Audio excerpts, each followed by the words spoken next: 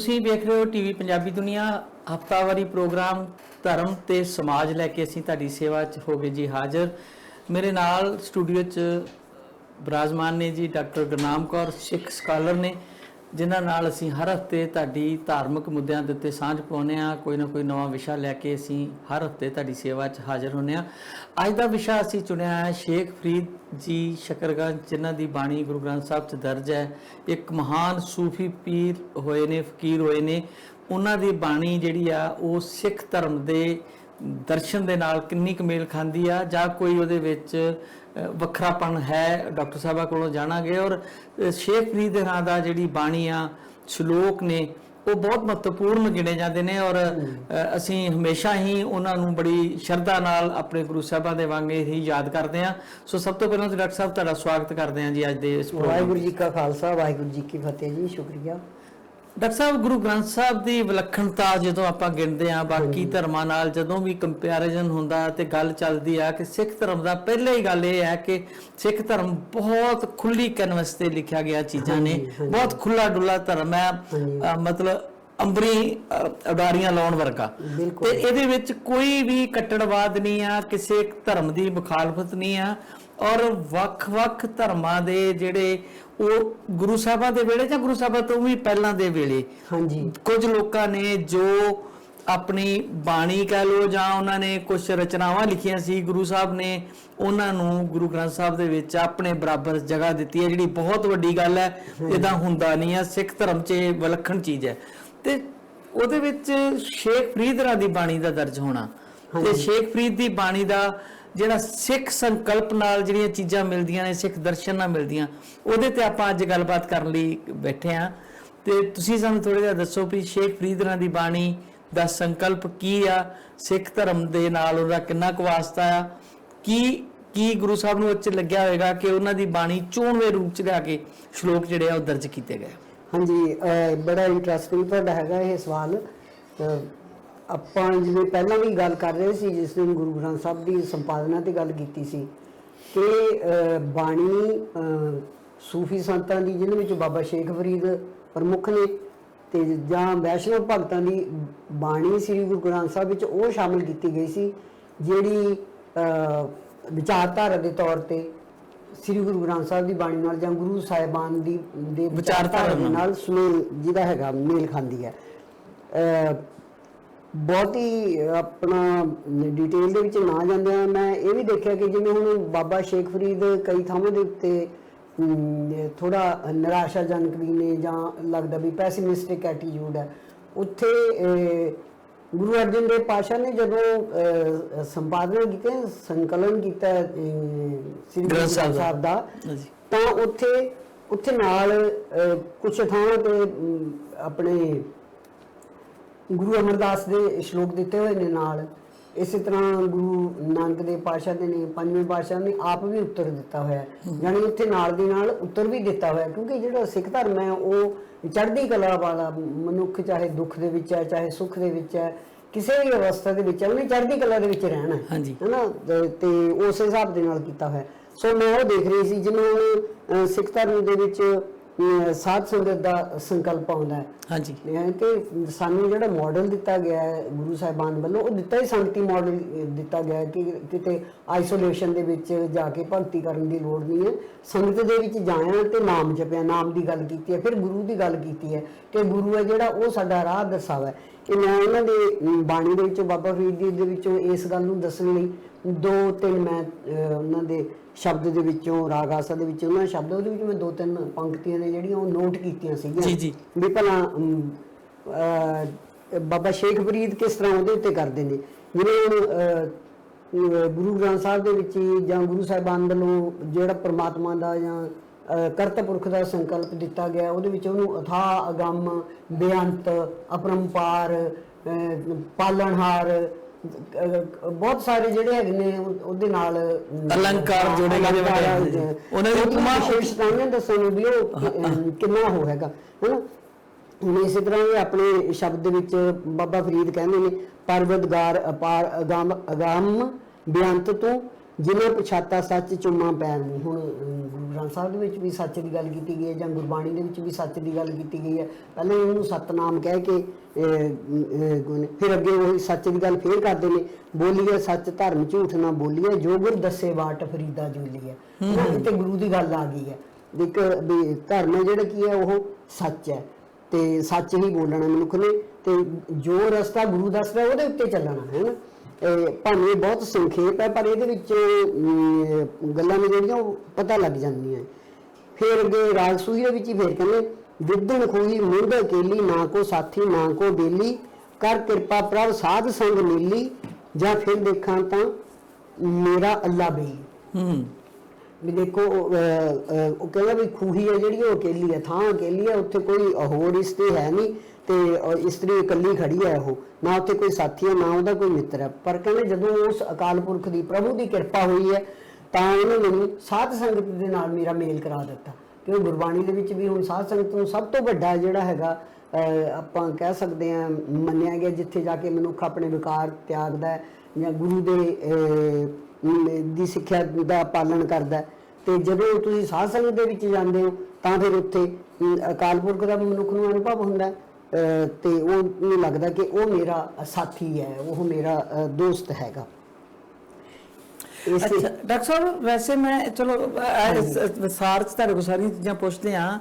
ਸ਼ੇਖ ਫਰੀਦ ਜੀ ਮੇਰਾ ਖਿਆਲ ਹੈ ਕਿ 12ਵੀਂ ਸਦੀ ਚ ਹੋਏ ਨੇ, ਮੇਰੇ ਖਿਆਲ 11ਵੀਂ ਸਦੀ ਚ, ਤੇ ਗੁਰੂ ਸਾਹਿਬ ਦੀ ਆਮਦ ਕਬੀਰ ਤੋਂ ਬਾਅਦ ਆਉਂਦੀ ਹੈ ਉਹਨਾਂ ਦੀ ਬਾਣੀ। ਹਾਂਜੀ, ਗੁਰੂ ਨਾਨਕ ਦੇਵ ਜੀ ਦੀ ਆਮਦ ਮੇਰੇ ਖਿਆਲ 1415ਵੀਂ ਸਦੀ ਹੁੰਦੀ ਹੈ, ਯਾਨੀ ਕਿ 3 ਜਾਂ 4 ਸਦੀਆਂ ਦਾ ਗੈਪ ਹੈ, ਫਰਕ ਹੈ। ਹਾਂਜੀ, ਤੇ ਉਹ ਬਾਣੀ ਨੂੰ ਉਸ ਬਾਣੀ ਨੂੰ ਆਪਣੇ ਵਿਚਾਰਧਾਰਾ ਦੇ ਅਨੁਕੂਲ ਦੇਖਦੇ ਆ ਉਹਨਾਂ ਨੂੰ ਲੈਣਾ ਹੈ। ਪਹਿਲੀ ਗੱਲ ਤੇ ਇਹ ਬੜੀ ਵੱਡੀ ਗੱਲ ਹੈ। ਹਾਂਜੀ ਹਾਂਜੀ, ਤੇ ਦੂਜੀ ਕੀਤੀ ਹੈ ਗੁਰੂ ਅਮਰਦਾਸ ਨੇ ਵੀ ਕੀਤੀ, ਗੁਰੂ ਨਾਨਕ ਦੇਵ ਪਾਤਸ਼ਾਹ ਨੇ ਵੀ ਕੀਤੀ, ਗੁਰੂ ਅਰਜਨ ਦੇਵ ਕੋਲ ਵੀ। ਅੱਛਾ ਡਾਕਟਰ ਸਾਹਿਬ, ਜਿਹੜਾ ਗੁਰੂ ਦਾ ਸੰਕਲਪ ਹੈ, ਗੁਰੂ ਦਾ ਸ਼ਬਦ ਵਰਤਿਆ ਗਿਆ ਸ਼ੇਖ ਫਰੀਦ ਵੱਲੋਂ, ਕਿ ਇਹ ਜਿਹੜੀ ਹਿੰਦੂ ਜਿਹੜੇ ਪੁਰਾਣੇ ਵੇਦ ਨੇ ਉਹਨਾਂ ਵਿੱਚ ਵੀ ਕਿਤੇ ਆਉਂਦਾ ਹੈ ਗੁਰੂ ਜਿਹੜਾ ਸ਼ਬਦ ਹੈ?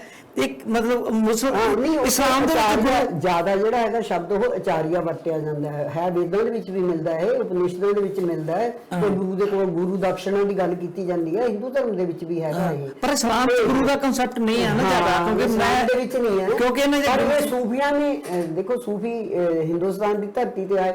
ਕੁਦਰਤੀ ਹੈ ਜਦੋਂ ਤੁਸੀਂ ਜਾਂਦੇ ਹੋ ਕਿਤੇ ਪ੍ਰਚਾਰ ਕਰਨ ਦੇ ਲਈ, ਇਹ ਮੰਨਿਆ ਜਾਂਦਾ ਕਿ ਇਹਨਾਂ ਇਨਵੇਡਰਸ ਦੇ ਨਾਲ ਇਸਲਾਮ ਨਹੀਂ ਆਇਆ ਹਿੰਦੁਸਤਾਨ ਦੇ ਵਿੱਚ, ਜਿੰਨਾ ਉਹ ਸੂਫੀ ਸੰਤਾਂ ਦੇ ਨਾਲ ਆਇਆ। ਕਿਉਂਕਿ ਸੂਫੀ ਸੰਤਾਂ ਨੇ ਮਨੁੱਖ ਨੂੰ ਪਿਆਰ ਦਾ ਰਸਤਾ ਇਸਲਾਮ ਦੇ ਵਿੱਚ ਉਹਨਾਂ ਨੂੰ ਆਪਾਂ ਕਹਿ ਸਕਦੇ ਹਾਂ ਕਿ ਕਟੜ ਉਹਨਾਂ ਦਾ ਰਵੱਈਆ ਨਹੀਂ ਹੈ, ਪ੍ਰੇਮ ਬਾਰੇ ਮੰਨਿਆ ਜਾਂਦਾ ਵੀ ਆਪਣੇ ਮੁਰਸ਼ਿਦ ਨੂੰ ਸਾਰਾ ਕੁਝ ਉਹ ਮੰਨਦੇ ਨੇ, ਹੈ ਨਾ। ਜੀ ਜੀ। ਤੇ ਉਹ ਬਾਬਾ ਫਰੀਦ ਨੇ ਨਾ ਸਿਰਫ ਇਹ ਵੀ ਗੁਰੂ ਦਾ ਕਨਸੈਪਟ, ਮੈਂ ਤਾਂ ਇਹ ਸਵਾਲ ਕੀਤਾ ਸੀ ਕਿ ਗੁਰੂ ਸ਼ਬਦ ਆਇਆ ਨਾ ਜਿਹੜਾ ਸ਼ੇਖ ਫਰੀਦ ਦੇ ਵੇਲੇ, ਕਿ ਗੁਰੂ ਨਾਨਕ ਸਾਹਿਬ ਤੋਂ ਵੀ 3 ਸਦੀਆਂ ਪਹਿਲਾਂ ਮਤਲਬ ਇਹ ਜਿਹੜਾ ਕਨਸੈਪਟ ਆ ਕਿਤੇ ਨਾ ਕਿਤੇ ਪਿਆ ਸੀ ਸਾਡੀ ਧਰਾਤਲ ਦੇ ਵਿੱਚ। ਬਿਲਕੁਲ। ਇਹ ਬਾਕੀ ਜਿਹੜੀ ਵੋਕੈਬਲਰੀ ਹੈ ਨਾ, ਜਿਸ ਭਾਸ਼ਾ ਦੇ ਵਿੱਚ ਤੁਸੀਂ ਗੱਲ ਕਰਦੇ ਹੋ, ਹੁਣ ਜਿਵੇਂ ਆਪਾਂ ਕਈ ਵਾਰੀ ਗੱਲ ਕਰਦੇ ਹਾਂ ਕਿ ਬ੍ਰਹਮ ਸ਼ਬਦ ਹੈ ਜਿਹੜਾ ਉਹ ਹਿੰਦੂ ਧਰਮ ਗ੍ਰੰਥਾਂ ਦੇ ਵਿੱਚ ਵੀ ਆਉਂਦਾ ਤੇ ਗੁਰਬਾਣੀ ਦੇ ਵਿੱਚ ਵੀ ਆਉਂਦਾ। ਰਾਮ ਹੈ, ਉੱਥੇ ਰਾਮ ਪਾਰਟਿਕੂਲਰ ਹੈ, ਇੱਥੇ ਰਾਮ ਅਕਾਲ ਪੁਰਖ ਦੇ ਲਈ ਵਰਤਿਆ ਗਿਆ। ਉਹ ਇਹ ਜਿਹੜੀ ਇੱਕ ਖਿੱਤੇ ਦੀ ਭਾਸ਼ਾ ਹੁੰਦੀ ਹੈ, ਉਹਦਾ ਜਿਹੜੀ ਵੋਕੈਬਲਰੀ ਹੈ ਉਹ ਉਹੀ ਯੂਜ਼ ਕਰਨੀ ਹੁੰਦੀ ਹੈ ਜਾਂ ਉਹੀ ਲਈ ਜਾਂਦੀ ਹੈ, ਪਰ ਉਹ ਸੰਕਲਪ ਹੈ ਜਿਹੜਾ ਉਹ ਆ ਕੇ ਹਰ ਇੱਕ ਦੇ ਵਿੱਚ ਆਪਣਾ ਬਦਲ ਜਾਂਦਾ, ਚੇਂਜ ਹੋ ਜਾਂਦਾ। ਜਿਵੇਂ ਬ੍ਰਹਮ ਦਾ ਸੰਕਲਪ ਹੈ ਜਿਹੜਾ ਉਹ ਵੇਦਾਂਤ ਦੇ ਵਿੱਚ ਵੀ ਹੈ, ਰਾਮਾਨੁਜ ਨੇ ਵੀ ਵਰਤਿਆ, ਉਹਨੂੰ ਸ਼ੰਕਰਾਚਾਰੀਆ ਨੇ ਵੀ ਵਰਤਿਆ, ਪਰ ਜੋ ਸੰਕਲਪ ਉਹਨਾਂ ਨੇ ਦਿੱਤਾ ਗੁਰਬਾਣੀ ਦਾ ਬਿਲਕੁਲ ਉਦੋਂ ਡਿਫਰੈਂਟ ਹੈ। ਤੇ ਉਹ ਉਸੇ ਅਕਾਲ ਪੁਰਖ ਦੇ ਇੱਕੋ ਦੇ ਕਰਤਾ ਪੁਰਖ ਦੇ ਨਿਰਗੁਣ ਤੇ ਸਰਗੁਣ ਸਰੂਪ ਨੂੰ ਮੰਨਦੇ ਆ। ਬ੍ਰਹਮ ਦਾ ਸਰਗੁਣ ਸਰੂਪ ਵੀ ਹੈ, ਨਿਰਗੁਣ ਵੀ ਹੈ। ਹੁਣ ਜਿਵੇਂ ਸ਼ੰਕਰਾਚਾਰੀਆ ਹੈ, ਉਹ ਬ੍ਰਹਮ ਦੇ ਇਕੱਲੇ ਨਿਰਗੁਣ ਸਰੂਪ ਨੂੰ ਮੰਨਦਾ ਹੈ, ਉਹ ਕਹਿੰਦਾ ਬਾਕੀ ਤਾਂ ਮਾਇਆ ਨਜ਼ਰ ਆਉਂਦੀ ਹੈ, ਇਹ ਤਾਂ ਪਰ ਇਹ ਹੈ ਨਹੀਂ ਹੈ। ਸੋ ਇਦਾਂ ਫਰਕ ਪੈ ਜਾਂਦਾ ਹੈ। ਵੋਕੈਬਲਰੀ ਤਾਂ ਜਿਸ ਲੈਂਗੁਏਜ ਦੇ ਵਿੱਚ ਤੁਸੀਂ ਜਿਹੜੀ ਭਾਸ਼ਾ 'ਚ ਗੱਲ ਕਰਦੇ ਹੋ ਉਹਦੀ ਭਾਸ਼ਾ ਦੇ ਰਾਹੀਂ ਹੀ ਆਪਣੀ ਗੱਲ ਸਮਝਾਈ ਜਾਂਦੀ ਹੈ। ਸਭ ਸਿੱਖ ਧਰਮ ਵੀ ਜਦੋਂ ਅਕਾਲ ਮੂਰਤ ਕਹਿੰਦਾ ਤੇ ਫਿਰ ਨਿਰਗੁਣ ਸਰੂਪ ਦੀ ਗੱਲ ਕਰਦਾ ਨਾ। ਹਾਂਜੀ ਹਾਂ, ਜਦੋਂ ਅਕਾਲ ਦੀ ਗੱਲ ਹੈ ਉਹ ਨਿਰਗੁਣ ਸਰੂਪ ਹੈ ਜਿਹੜਾ ਸਮੇਂ 'ਚ ਨਹੀਂ। ਜਿਹੜੀ ਮੂਰਤ ਹੈ ਉਹਦਾ ਸਰਗੁਣ ਸਰੂਪ ਹੈ ਕਿ ਕਿਉਂਕਿ ਇਸ ਸਾਰੇ ਸੰਸਾਰ ਨੂੰ ਉਸੇ ਤੋਂ ਪ੍ਰਗਟ ਹੋਇਆ ਮੰਨਿਆ ਗਿਆ। ਉਹਨੇ ਆਪਣੇ ਆਪ ਤੋਂ ਪ੍ਰਗਟ ਕੀਤਾ।